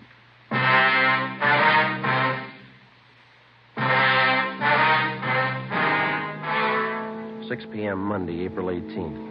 The boy identified himself as Arnold Waterman. He gave his age as 16. He told us that 2 days before, at 98th Street and 2nd Avenue, he'd shot a man to death and hidden his body in the basement of a house. He was taken to the interrogation room where a police stenographer took his statement. Inspector Bowling sent Ben and I out to check his story. 9:30 p.m. We drove back to Georgia Street Juvenile and went to the interrogation room. Arnold? Yes, sir? Well, these two men have been out at 98th Street and 2nd Avenue checking your story. Did you find the body? No, there's no body out there. There should be. I put it in the cellar. There's no house out there. It's a vacant lot. We checked all the houses near there. You sure you killed somebody? Of course I'm sure. I stole the gun. I shot him 3 times in the back. What'd you do with the gun? I threw it in Westlake Park. Where? In the water. I rented a boat and rowed out to the middle. That's where I threw it in. Why did you kill the man? I don't know. I didn't like him. Now, look, boy, you didn't kill anybody. There's nothing to back up your story. There's not an ounce of truth in it. How do you know you haven't found the body? Just wait. You'll find him, then you'll see. I killed him, all right. Will you show us where you hid the body? Why should I? I told you can find it. These men have gone over that entire area thoroughly. There's nobody out there, and you know it. You cops are funny. When somebody won't admit a murder, you keep asking questions until they do. I'm telling you I murdered somebody, and you keep trying to talk me out of it. If we could find one shred of proof, we might go along with you. You can't be convicted without proof. How much do you need? You got my confession. I offered to sign it. They wouldn't let me. What more do you need? We need a victim, Arnold. If you knew where to look, you could find it. We've looked every place you told us to. You're lying to us, huh? So why? I never liked the old man. I hated his wife. I killed her, too. I wasn't going to tell you that. Where do you go to school? I quit school to sell papers. I had to support my mother. Where's your father? I don't know. My mother wouldn't tell me. That's where I met the old man I killed, selling papers. He was my boss. None of us liked him. Nobody had the nerve to do it but me. The rest of the guys were scared, but not me. What was the old man's name? I can't think of it right now. He was your boss. He never told us his name. We just worked for him. Where'd you sell papers? I don't remember. I had to sell papers. We were going hungry. I couldn't stand to see my mother starve. Couldn't your father work? I don't know where he is. I told you that. We tried to get on relief. They wouldn't let us. I made a lot of money selling papers. After a while, we didn't need relief anymore. I made $100 a week. Why are you lying to us, son? If you think I'm lying, why don't you let me go home? We haven't anything to hold you for. You can go home. Not until I have a trial. I already called a lawyer. He'll be over pretty soon. I've sent for your mother, Arnold. She'll come down and take you home. I didn't want her to know anything about this. I may have to go to the gas chamber. It would make her feel bad. You shouldn't have called her. It's no use. Let's go back to the office. His mother ought to be there by now. All right. Romero, you want to stay with the boy? All right. You better go out and find that body. Come on, Joe. I killed that old man. You can't say I didn't. The boy's a pathological liar. Well, it looks that way. Probably an inferiority complex. And this is the way of making himself important. Well, we all know he didn't kill anybody, but I wonder if he's got something else in his mind, huh? How do you do? You're Mrs. Waterman? Yes. Inspector Bowling? Yes, ma'am. This is Sergeant Friday. How do you do, ma'am? How do you do? I have to excuse my appearance. I slept a little late today. We've got your boy down the hall. He's all right. Trying to get us to swallow a few tall stories. Yeah, he's like that. What did he tell you? He tried to give us a story about killing somebody. Well, I'm not surprised. This isn't the first time. I'll never understand that kid. Has your boy ever been in an institution, Mrs. Waterman? No, he's not bad. He just likes to lie all the time. He's an awful liar. Went to his high school principal the other day, told him his father and I beat him. We wouldn't give him any lunch money. Where is your husband? He has a newspaper concession on one of the railroad trains. How often is he home? Oh, once a week, sometimes every 2 weeks. It's the only business he knows. Yes, ma'am. Maybe that's the reason the kid's the way he is. My mom always used to tell me a kid needs his father. So whenever my hubby's home, he always does the right thing. Arnold started telling these lies a long time ago, and ever since when his father found out, he catches it. What do you mean? Good strapping. That's all a kid like him understands. His father knows how to handle him. Whenever he lies, he takes the strap to him. You think that's the best way to handle it? Don't you? Well, you know what you're doing, Mrs. Waterman. He's your son. But if you wouldn't mind a little advice, do you mind my telling you? No, not at all. Well, that boy needs care, and he needs it bad. A strap's not the answer. He needs attention, good supervision, and a lot of companionship. I'm not conducting a class in child psychology, but care for that boy of yours. Care for him before the state has to. It's just those stories he hears. That's what's wrong with him. Came home the other night with the wildest tale I ever heard. Yes, ma'am. Said he threw green paint all over somebody's office. Ben and I drove out to the Waterman home. We checked through the boy's belongings. His mother showed us his room. In his closet, we found a pair of corduroy trousers, a white T-shirt, and other articles of his clothing spattered with the same shade of green paint that had been found in the office and furnishings of Attorney Paul Wilson. We asked Ms. Waterman where her son Arnold was on Sunday night, April 9th, the night that the office had been broken into and smeared with paint. She told us she didn't know, but that he came home that night with paint on his clothing. Ben and I went back to the office where we filed an application for a petition and detention, Section 700, sub M, WIC, malicious mischief, 1 count. 2 days later, in juvenile court, the calendar was called. Arnold Waterman's name was first on the list.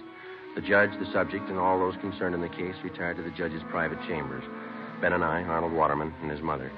The subject was informed of his constitutional rights, and Judge Frank J. Smith read the findings of our investigation. Arnold, it alleges in this petition that on April 9th at approximately 8:30 p.m., you entered the office of Attorney Paul Wilson at 9218 West 103rd Street, where you willfully and without Mr. Wilson's permission did maliciously damage his office to the extent of approximately $1,800 by pouring paint over his rugs, furniture, books, and other articles in his offices. Is this true, Arnold? Yes, sir. Did you know Mr. Wilson? No. Arnold, I'd like to know why you did that. I felt like it. You'll have to give me a better answer than that, youngster. That's the best I can do. That's good enough, isn't it? No, it isn't good enough. We have a courtroom full of boys outside who probably want to be helped, and we're going to try to help them. We can't help you unless you want to be helped. You don't want to help me. You don't believe anything I tell you. Officer Friday. Yes, Your Honor. You and Officer Romero investigated this case from its inception. We did. As a result of your investigation, what's your opinion of this boy's truthfulness? Well, Your Honor, I think I can speak for Officer Romero here as well. In all our talks with the boy and our observations of him, it's our opinion, for what it's worth, the boy's a pathological liar. Basically, he seems to have the makings of a good youngster. His environment's bad. Seems to have very little, if any, parental guidance. Tells lies, Your Honor. Lots of them. That seems to be everyone's opinion. It's not mine. If you'd spend more time trying to find out if I'm lying instead of trying to put me on the spot, you'd earn your money. Your stories have been thoroughly investigated and double-checked by competent police officers. There is absolutely no basis of truth in anything you've said. I'm getting sick and tired of everybody calling me a liar. Do you hear me? Young man, sit down in that chair. We review a great many juvenile cases here in my private chambers, but that does not alter the fact that you are in a court of law. You will lower your voice, speak in a gentlemanly fashion, and tell the truth. Is that understood? Yes, sir. Mrs. Waterman, could you give this court any reason for your son's behavior? It's a mystery to me, Judge. Fred, that's his father. He can't understand it either. He's always lied. His father beats him for it. I guess he'll always lie. That's all you can say on your son's behalf? What else is there to say? He's a liar. Arnold, I'm going to ask you once more. Why did you smear paint all over Attorney Paul Wilson's office? I didn't like him. Why didn't you like him? I didn't like him, that's all. Tall, skinny, funny-looking guy. You mean you destroyed his property because you didn't like his looks? Something like that. He was cheap. I saw him moving in. He had a trailer. He was moving his own stuff in. Why didn't he hire a mover like everybody else? I don't like cheap people. You know anything about this man, Wilson? No. Why? What business was it of yours, whether or not Mr. Wilson decided to move his own furniture? Do you know that he's a young man, not much older than you, just graduated from law school, took a lot of time, took a lot of his money that he earned to put himself through school, and you sit there, a mere sketch of a boy passing judgment on a fine young man like Paul Wilson. And boy, let me tell you something. I don't know if you're a God-fearing lad or not, but you'd better fall on your knees and ask forgiveness and hope that somebody hears you, that he hasn't lost patience with you. You'd better raise up those sights of yours, lad, and pray for forgiveness. I hope those tears mean something. Now, do you have anything to say before I pass judgment on this case? Yes, sir, I have. I'd like to tell you about something else I did. There were some palm trees out there. I put kerosene on them and set them on fire. Oh, it's Friday. Would you know anything about this? Yes, Your Honor. That checks with the reports. Any property damage? No, Your Honor. Kept the fire department pretty busy. That's about all. I didn't kill anybody. I just made that up. Yes, we know, Arnold. Do you have anything else to add, Mrs. Waterman? No. I don't know what else you can do with a kid. I'm glad it's somebody else's problem. According to the findings of the probationary officers and the investigating officers and what I've heard and observed in these chambers, I have no alternative but to remove this boy from his present home and environment and place him in a foster home where he will receive closer supervision and the care that he requires. Does that meet with your approval, Mrs. Waterman? It's fine with me, Judge. Fred and I can hardly make ends meet now, and it's a shame to waste what money we have on this kid. It's all I can do to squeeze out the new clothes I need. Then you approve this plan? I can't wait to tell Fred. Well, when you tell Fred, you can also tell him the taxpayers are not going to assume the burden of the mistakes that you and your husband lavished on this boy. How do you mean, Judge? The expense of placing the boy in this foster home comes to the amount of $35 a month. You and your husband will pay this sum. The law covers that. An awful lot of money. The payment will be due on the first day of each month. You will meet this requirement or be held in contempt of court. I'm only sorry that's as far as the law goes. The laws of the state of California do not make the parents responsible for the torts of their children unless contributory negligence can be proven. In my eyes, it is contributory negligence on your part, but unfortunately, it cannot be proven. Any faults that this boy may have are yours. You as a parent are responsible. We did the best we could in raising the kid. Madam, you didn't raise him. Hearing dismissed.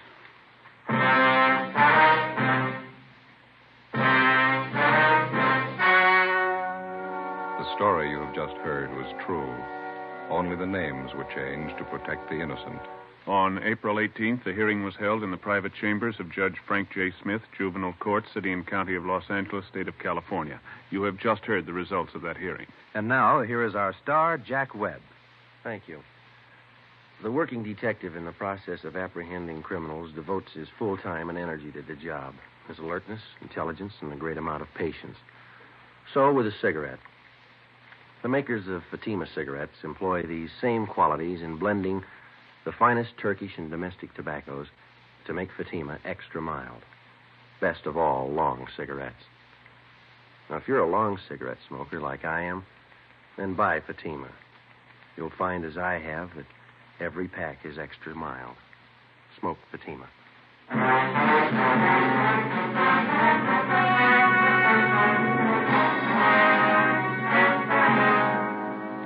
Next week, Thursday, August 24th, Dragnet will be heard 1 hour earlier at 9 p.m. Eastern Daylight Saving Time.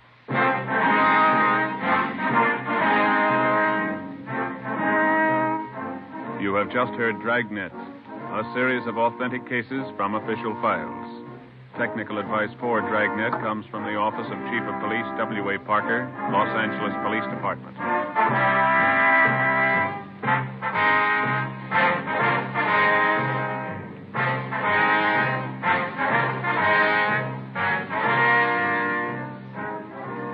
Fatima Cigarettes, the best of all long cigarettes, has brought you Dragnet from Los Angeles.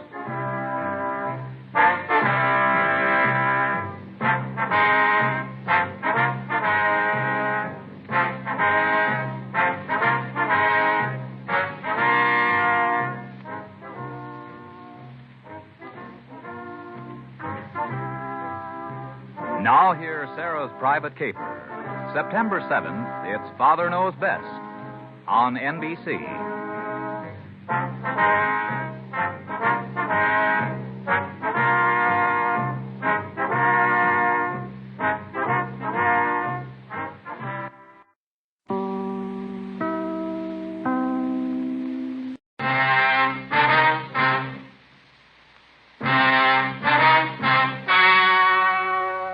The story you are about to hear is true. Only the names and locations have been changed to protect the innocent. Fatima Cigarettes, best of all long cigarettes, brings you Dragnet.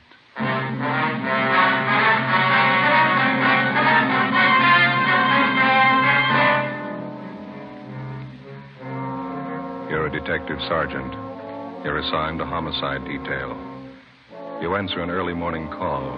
A police officer on patrol duty disappears. Any attempt to contact him by car radio fails. Your job, find him.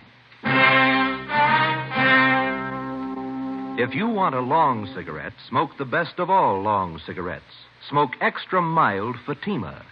Yes, Fatima is the king-size cigarette, which contains the finest Turkish and domestic tobaccos, superbly blended to make it extra mild, to give Fatima a much different, much better flavor and aroma than any other long cigarette. That's why Fatima has more than doubled its smokers coast to coast. Enjoy extra mild Fatima yourself. Best of all, long cigarettes. It's wise to smoke extra mild Fatima. It's wise to smoke extra mild Fatima.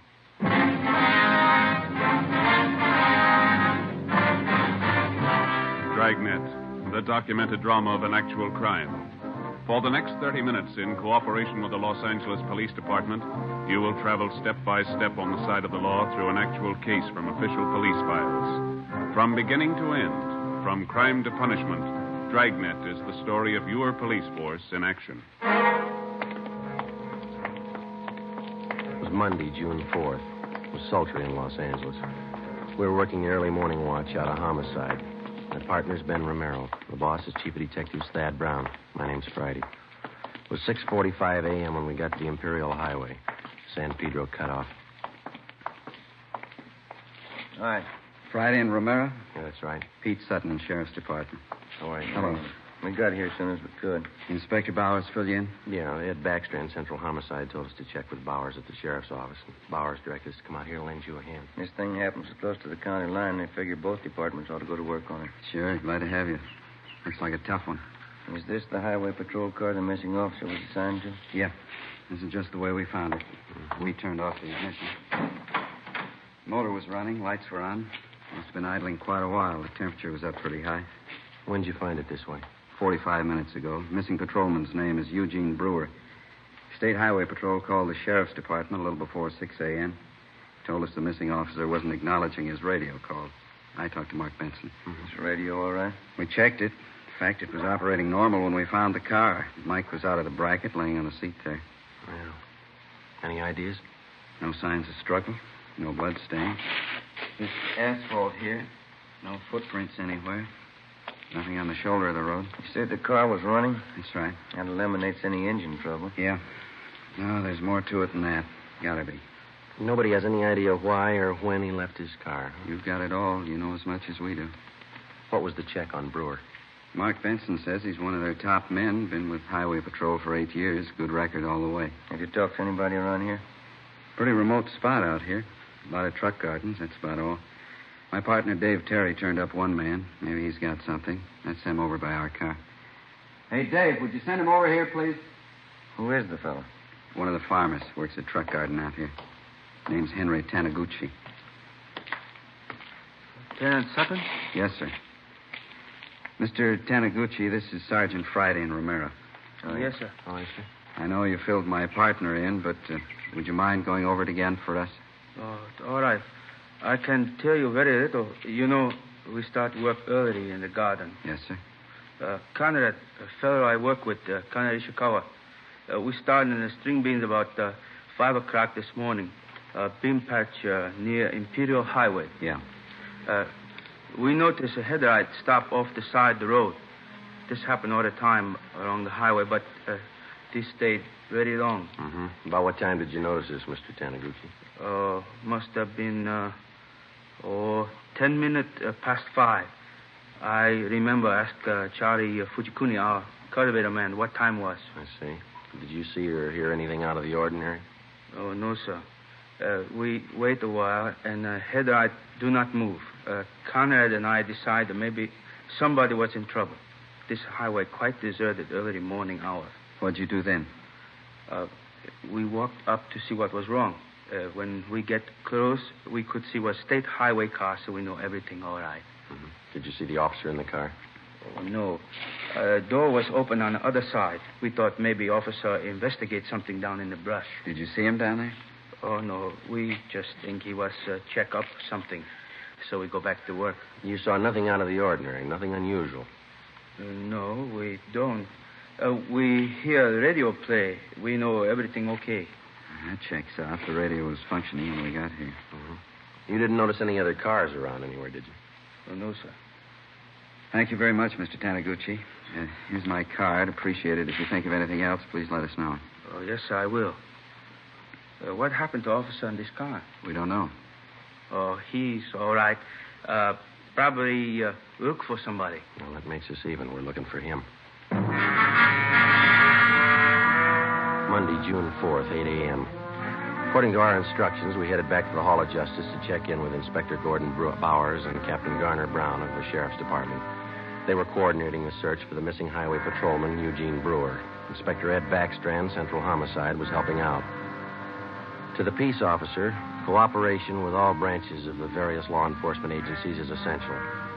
Each man on the force knows the value of a coordinated effort. He knows that without the aid of the many divisions of law enforcing bodies in his city and county, the task of maintaining law and order would be a total failure. The local officer depends on the men in the federal, state, and county departments as they depend on him. Without this coordination, no one department could survive. 8:25 a.m., we met with Inspector Bowers and Ed Backstrand in the sheriff's office. Nothing, huh? Nobody saw him. If somebody did, we haven't found him, Inspector Bauer. We both figured the only thing to do was to ask for cooperation of the newspapers. We got it. Pretty good layout, huh? There's stories in every morning edition in town. They're running a picture and full description of the missing patrolman. Well, we talked to everybody we could find in the general area out there. We worked 2 hours at it. The spot where the patrol car was found is pretty remote. A couple of gas stations, some vegetable gardens. We told you about the Taniguchi fella. Checked all his friends that worked with him. They couldn't add anything. Maybe the newspaper will turn up something. I sent a special detail out there to fan out and search the entire area, 5 square miles. Yeah, it'll take time. There's nothing else we can do. No, there's nothing more we can do. There's nothing anybody can do until we can show them the patrol cars how to carry 2 men. Nobody seems to be able to do anything about it. Well, maybe they will now. Sending one officer out in a patrol car is like trying to run a trolley line with 1 man. How many cases can you remember in our department? Ed Dudman pulled the car over in Dogtown at 3 o'clock one morning. I remember. Driver turned out to be a guy with a record. Dudman couldn't know that. While he was making out the traffic ticket, the guy shot him down in the street. Dudman died before he could get help. Yeah, we do a lot of griping in the detective division, but those men in the patrol cars and the motorcycle boys, they get the dirty end of the deal for sure. You bet they do. When a detective is sent out on a job, he knows who he's after, what he looks like, what he can expect when he finds him. The boys in the patrol cars answer a call, a 390, a 415, a 507. Sure, we know what they're supposed to be, but how often do they turn out that way? Prowler, a peeping Tom? How many times do they have a gun in their pocket? How many cops do they kill every year? We've all been through it. We know what it is. Yeah, but how often do we think about it when we're griping on stakeouts? Let me tell you something. This goes for me as well as you. Let's not forget who the real cream of the force is, the backbone of any police department. Men on wheels. No question there, Skipper. Sorry, I didn't mean to make a speech, but when something like this happens, it gets to me. We're riding on short odds as it is. There ought to be 2 men in every patrol car. Well, I wish there'd been somebody else with Brewer. The guy on the job just doesn't disappear without a trace. It's just what he's done. He's checked everywhere, everything. Excuse me. Bowers. Who? Yeah, send him right in. This might help. Truck driver by the name of Nat Wolf.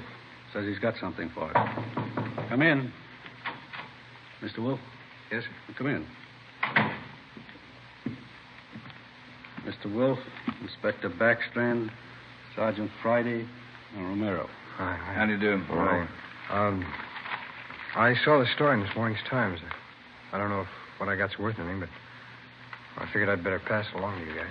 Something on the missing highway patrolman? Well, I don't know. The reason I'm here, maybe it's just a coincidence, but I gave a fella a hand earlier this morning out on the Imperial Highway, not far from where the paper here says the empty patrol car was found. About what time was that, Mr. Wolf? Oh, around 4:30 this morning. You want to tell us about it? Yeah.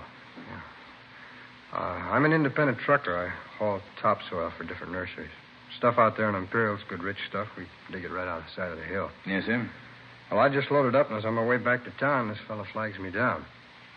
Said he'd had a flat, pulled out on the shoulder of the road to fix it. Said he didn't know it was sand. After he'd fixed the flat, he found out he stuck. He couldn't get his car. You gave him a hand, huh? No, not with the flat. He already had that fixed, but I towed him out. I see. That's how I became suspicious of this fella. How do you mean? Well, I offered to get out, hook up the tow chain. He said, no, just stay in a cab. I figured if he could do it alone, it was all right with me. Well, I pulled him out, but here's the funny part. Yes, sir? The chain got a kink in it from the weight of the pull. It's no mean job to handle that alone, but he says, well, he'll do it himself. Seemed to me like he didn't want me to get a good look at him or his car. I could be wrong, but, well, that's the way it struck me. Did you notice anything? Yes, sir, I did. For one thing, I got a look at him when I threw on my backup lights and his car. That's a real funny one. What do you mean? Well, this is a fairly new car. I'd say no older than last year's model, Plymouth. Well, at the risk of sounding completely nuts, I'm going to tell you that car looked like it had just been painted. There's nothing wrong in that, is there? Well, there is if you're off on the side of the road that time of the morning throwing cheap black paint all over a fairly new car. If he's using a spray gun, I could understand part of it. What's that? It was his license plate. The front one. It was all painted over. You couldn't read any of the numbers. Mm-hmm.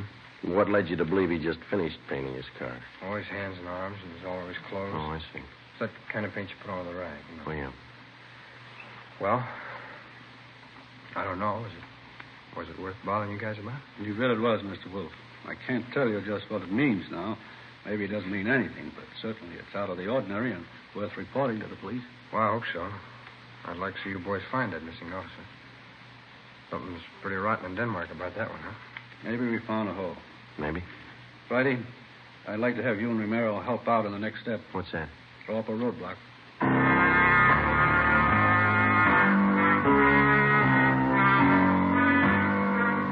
10:30 a.m. Before we left the sheriff's office, the truck driver, Nat Wolf, gave Inspector Bowers a description of the man in the Plymouth sedan. Together with Lieutenant Pete Sutton and Dave Terry, we drove to the Imperial Highway. Nat Wolf showed us the spot beside the road where he towed the man. The area was checked, and sample scrapings of the black paint were taken.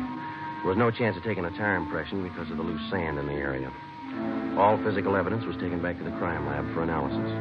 Nat Wolf returned to the office to check through mug books for possible identification of the man he helped out. Meantime, a special detail of men continued to search the area where the missing patrolman had disappeared. 3 a.m. According to instructions, a roadblock was established at the spot where the abandoned patrol car had been found. Imperial Highway, San Pedro cutoff.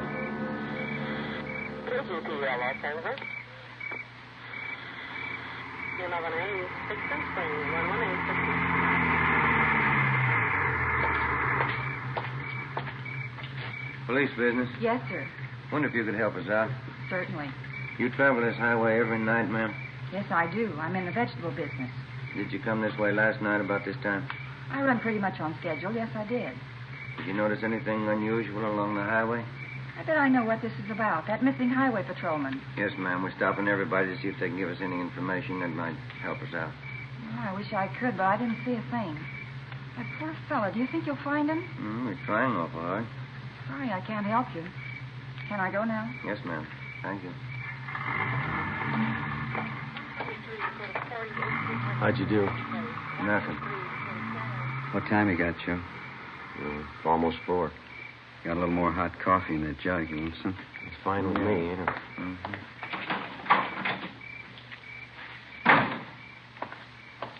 Here we are. Cups in the lid here. Ben, Joe? Thanks, Lord. Watch your fingers. It's hot. Yeah.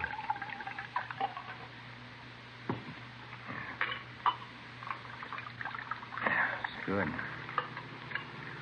I'll take this one. I'm going to put my coffee on the fender here. Don't knock it off, huh? How was it? Thank you. Hey, wait a minute. Wait a minute, fella. Can Can you see my light? I haven't even got a cigarette. I mean, my flashlight. I got a cigarette lighter if that'll do you any good. You've been drinking, haven't you? Yes, I have. I never get drunk, but I've had a little drink. Well, I'm sorry, but I'm going to have to ask you to pull over to the side of the road. Okay. What happened to my car? It's broke. You'd better let me do it, huh? You want to slide over a little bit there? I never pick up hitchhikers. No, I'm just going to move your car off the side of the highway now. Any trouble, Joe? No. 502. We'll have to hold him a while. We'll tell your friend to get in, too. It's a sedan. We're not going far.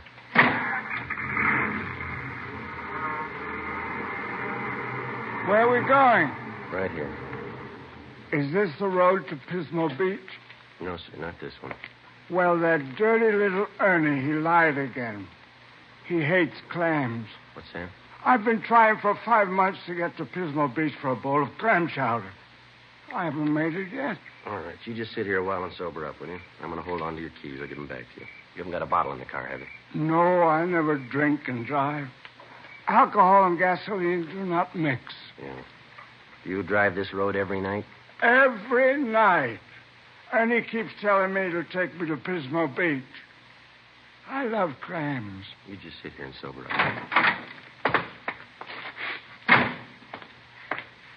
Happy drunk? Yeah, he's too drunk to drive. Yeah, getting along towards daylight.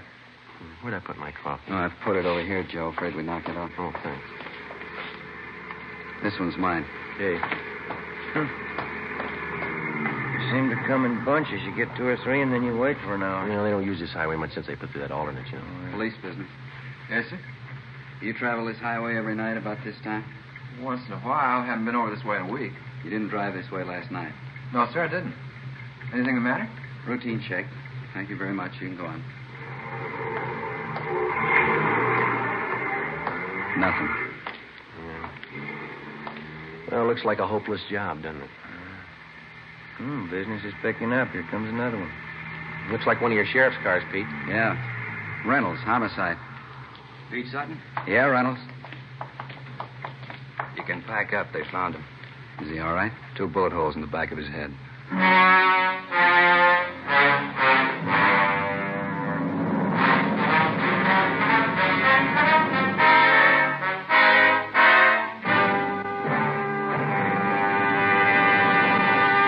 You are listening to Dragnet, the case history of a police investigation presented in the public interest by Fatima Cigarettes. If you smoke a long cigarette, it will be in your interest to listen to a typical case history of a Fatima smoker. It's the case of Northwest Airlines stewardess Jean Madsen. You'll see her picture in leading magazines this week. Now, her actual signed statement. There's one thing I really look forward to after a long flight, a good, mild smoke. That's why I prefer king-size Fatima. It's milder than any other long cigarette I've tried. Yes, I agree. It's wise to smoke extra mild Fatima. And so do more and more smokers every day. Actual figures show extra mild Fatima has more than doubled its smokers coast to coast. So enjoy extra mild Fatima yourself. The king-size cigarette, which contains the finest Turkish and domestic tobaccos, superbly blended to make it extra mild. You will prefer Fatima's much different, much better flavor and aroma. You will agree. It's wise to smoke extra mild Fatima. It's wise to smoke extra mild Fatima. Best of all, long cigarettes. 5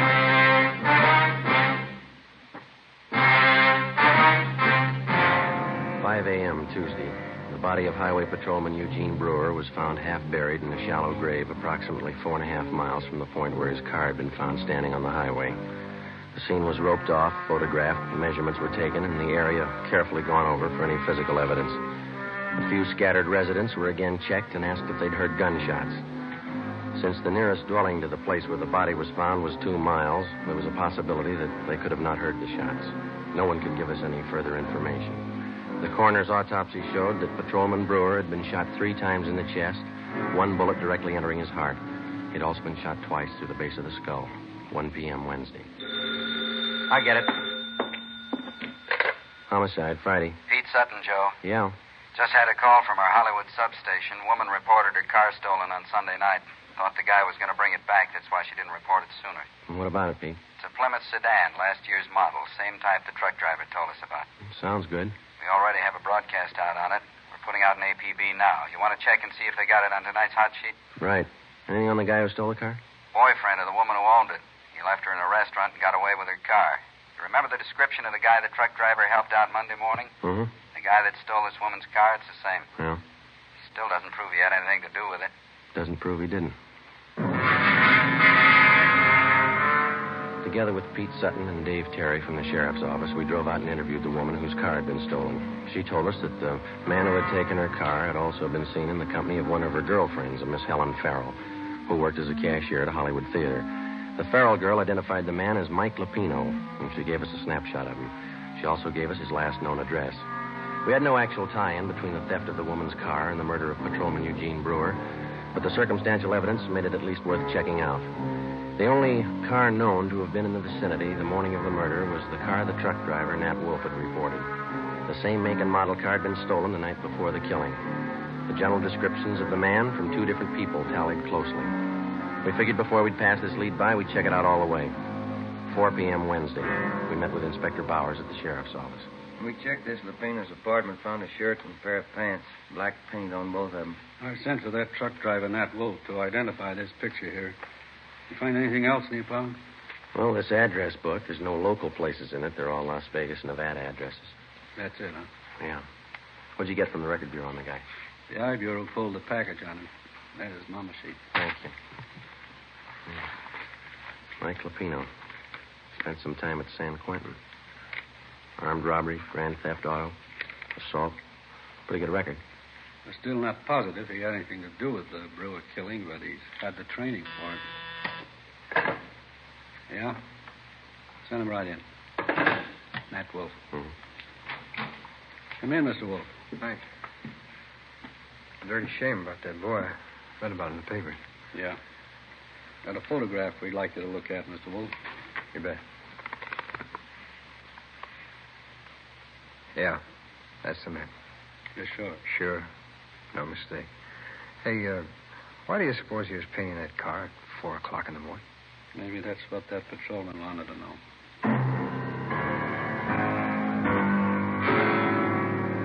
We waited for an answer on the APB. 2 days passed. Saturday, June 9th. We received a phone call from the Las Vegas, Nevada Police Department. The stolen black sedan had been found in the downtown area of Las Vegas. We requested them to put a stake out on the sedan and asked them not to disturb either the car or its contents. Together with Pete Sutton from the sheriff's office, Mark Benson from the Highway Patrol, and Ray Pinker of our crime lab, we flew to Las Vegas. Pinker checked the stolen car. Embedded in the rear seat were 2 spent bullets. There were also bloodstains on the seat and on the floor of the car. Pinker flew back to Los Angeles, where the evidence was analyzed. The bullets found in the car were fired from the same gun as the bullets found in the body of the dead patrolman. Fingerprints lifted from the stolen car matched those of Mike Lupino. Saturday afternoon, we checked in with Chief Harry Miller, Las Vegas Police Department. This is all you've got on him, huh, Chief? That's most of it, yeah. Since we staked out that black sedan, I've had the town covered for Lupino. No one saw him abandon that car, huh? No one we know of, no. Had good cooperation from the newspapers. Story's been on page 1 since the thing broke. Anything come of those names we got from Lupino's address book, the ones we phoned to you? Let's see. I got the list right here. Yeah, here we are. These are the ones my men have checked out already. George Connolly, nothing there. Harry Carlson, he and his wife have been checked out, nothing there. William Spencer, nothing at his place. We've got them all staked out. That leaves 2 to go, huh? That's right. We're checking the last 2 now. Nothing from the railroad stations, the airlines? They've been covered ever since we got your phone call. Yeah. I could be wrong, but I think your man's still here in town. Any reports on him? A couple of wild ones, nothing definite. Checked them out. Had one this morning from a dealer at one of the clubs downtown. About 10:30 this morning, he saw Lupino playing the 2-bit slot machine. We showed him his mugshot. He swears it's the guy. Well, all we can do now is sweat it out, huh? My men have covered everything. I don't know what else we can do. Yeah. Excuse me. Sure. Chief Miller. Yeah? You sure it's him? No, don't try to handle it alone. Keep the place covered the best you can. We'll be right out. They found him. 2 Las Vegas detectives named Billings and Vance answered a phone tip from a groceryman in the east end of town. He said a man had been buying groceries from him for the past 2 days and lived in the apartment house above the store. The 2 detectives showed the groceryman Lupino's mugshot. He gave a positive identification. They then checked with the apartment house manager. After looking at the mugshot, he identified Lupino as the tenant in apartment 10B. Detectives Billings and Vance staked out the place until our arrival with enough men to cover the area.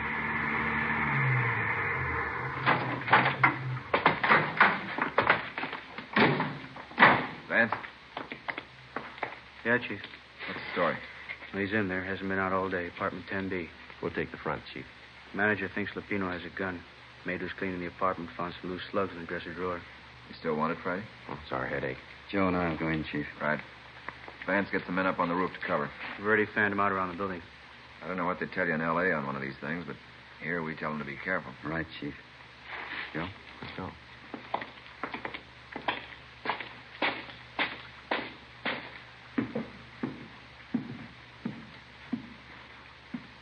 On the second floor. Now, let's take the stairs here.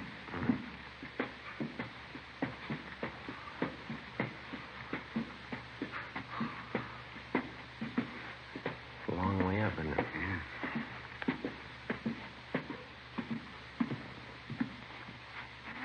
This way.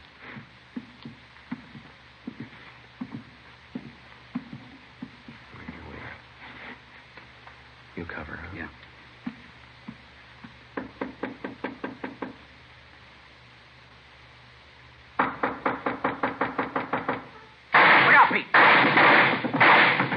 Shot right through the door. Yeah, he's got two left. Unless he's got another gun. Well, let's take him. One good kick ought to get the lot. Right. Just a minute. Let's go, Pete. Watch it! I got it! Watch that gun, will you? Drop it!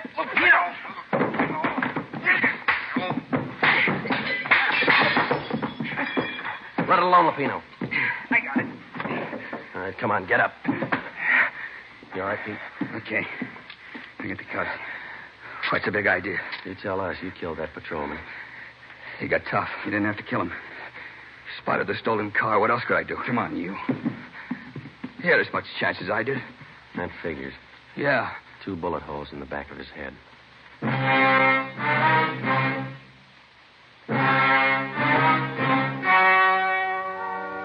The story you have just heard was true. Only the names and locations were changed to protect the innocent. On October 2nd, trial was held in Superior Court, Department 91, City and County of Los Angeles, State of California. In a moment, the results of that trial. And now, here is our star, Jack Webb. Thank you.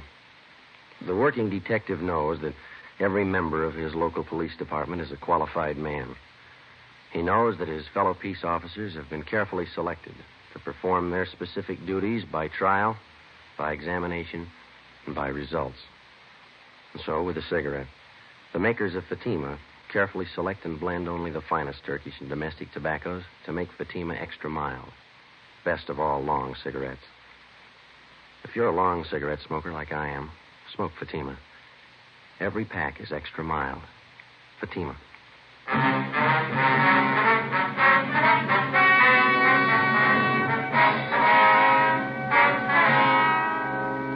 Michael Everett Lupino was tried and convicted of murder in the first degree. The jury failed to recommend the death penalty. Lupino is now serving his life term in the state penitentiary. Ladies and gentlemen, the Los Angeles Police Department requests the cooperation of all Dragnet listeners in the following police matter. The Los Angeles Police Department would like every and any information regarding a gun fitting the following description.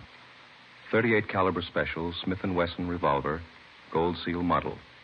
The gun has a blue steel 4-inch barrel. The serial number is 210088. 210088. If you have any information as to the past or present whereabouts of this gun, contact W.H. Parker, Chief of Police, Los Angeles, California. This is a very important matter. All information furnished will be held in strictest confidence. Thank you.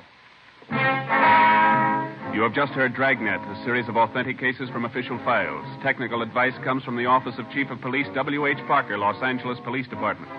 Coming up, Duffy's Tavern. 3 chimes mean good times on NBC.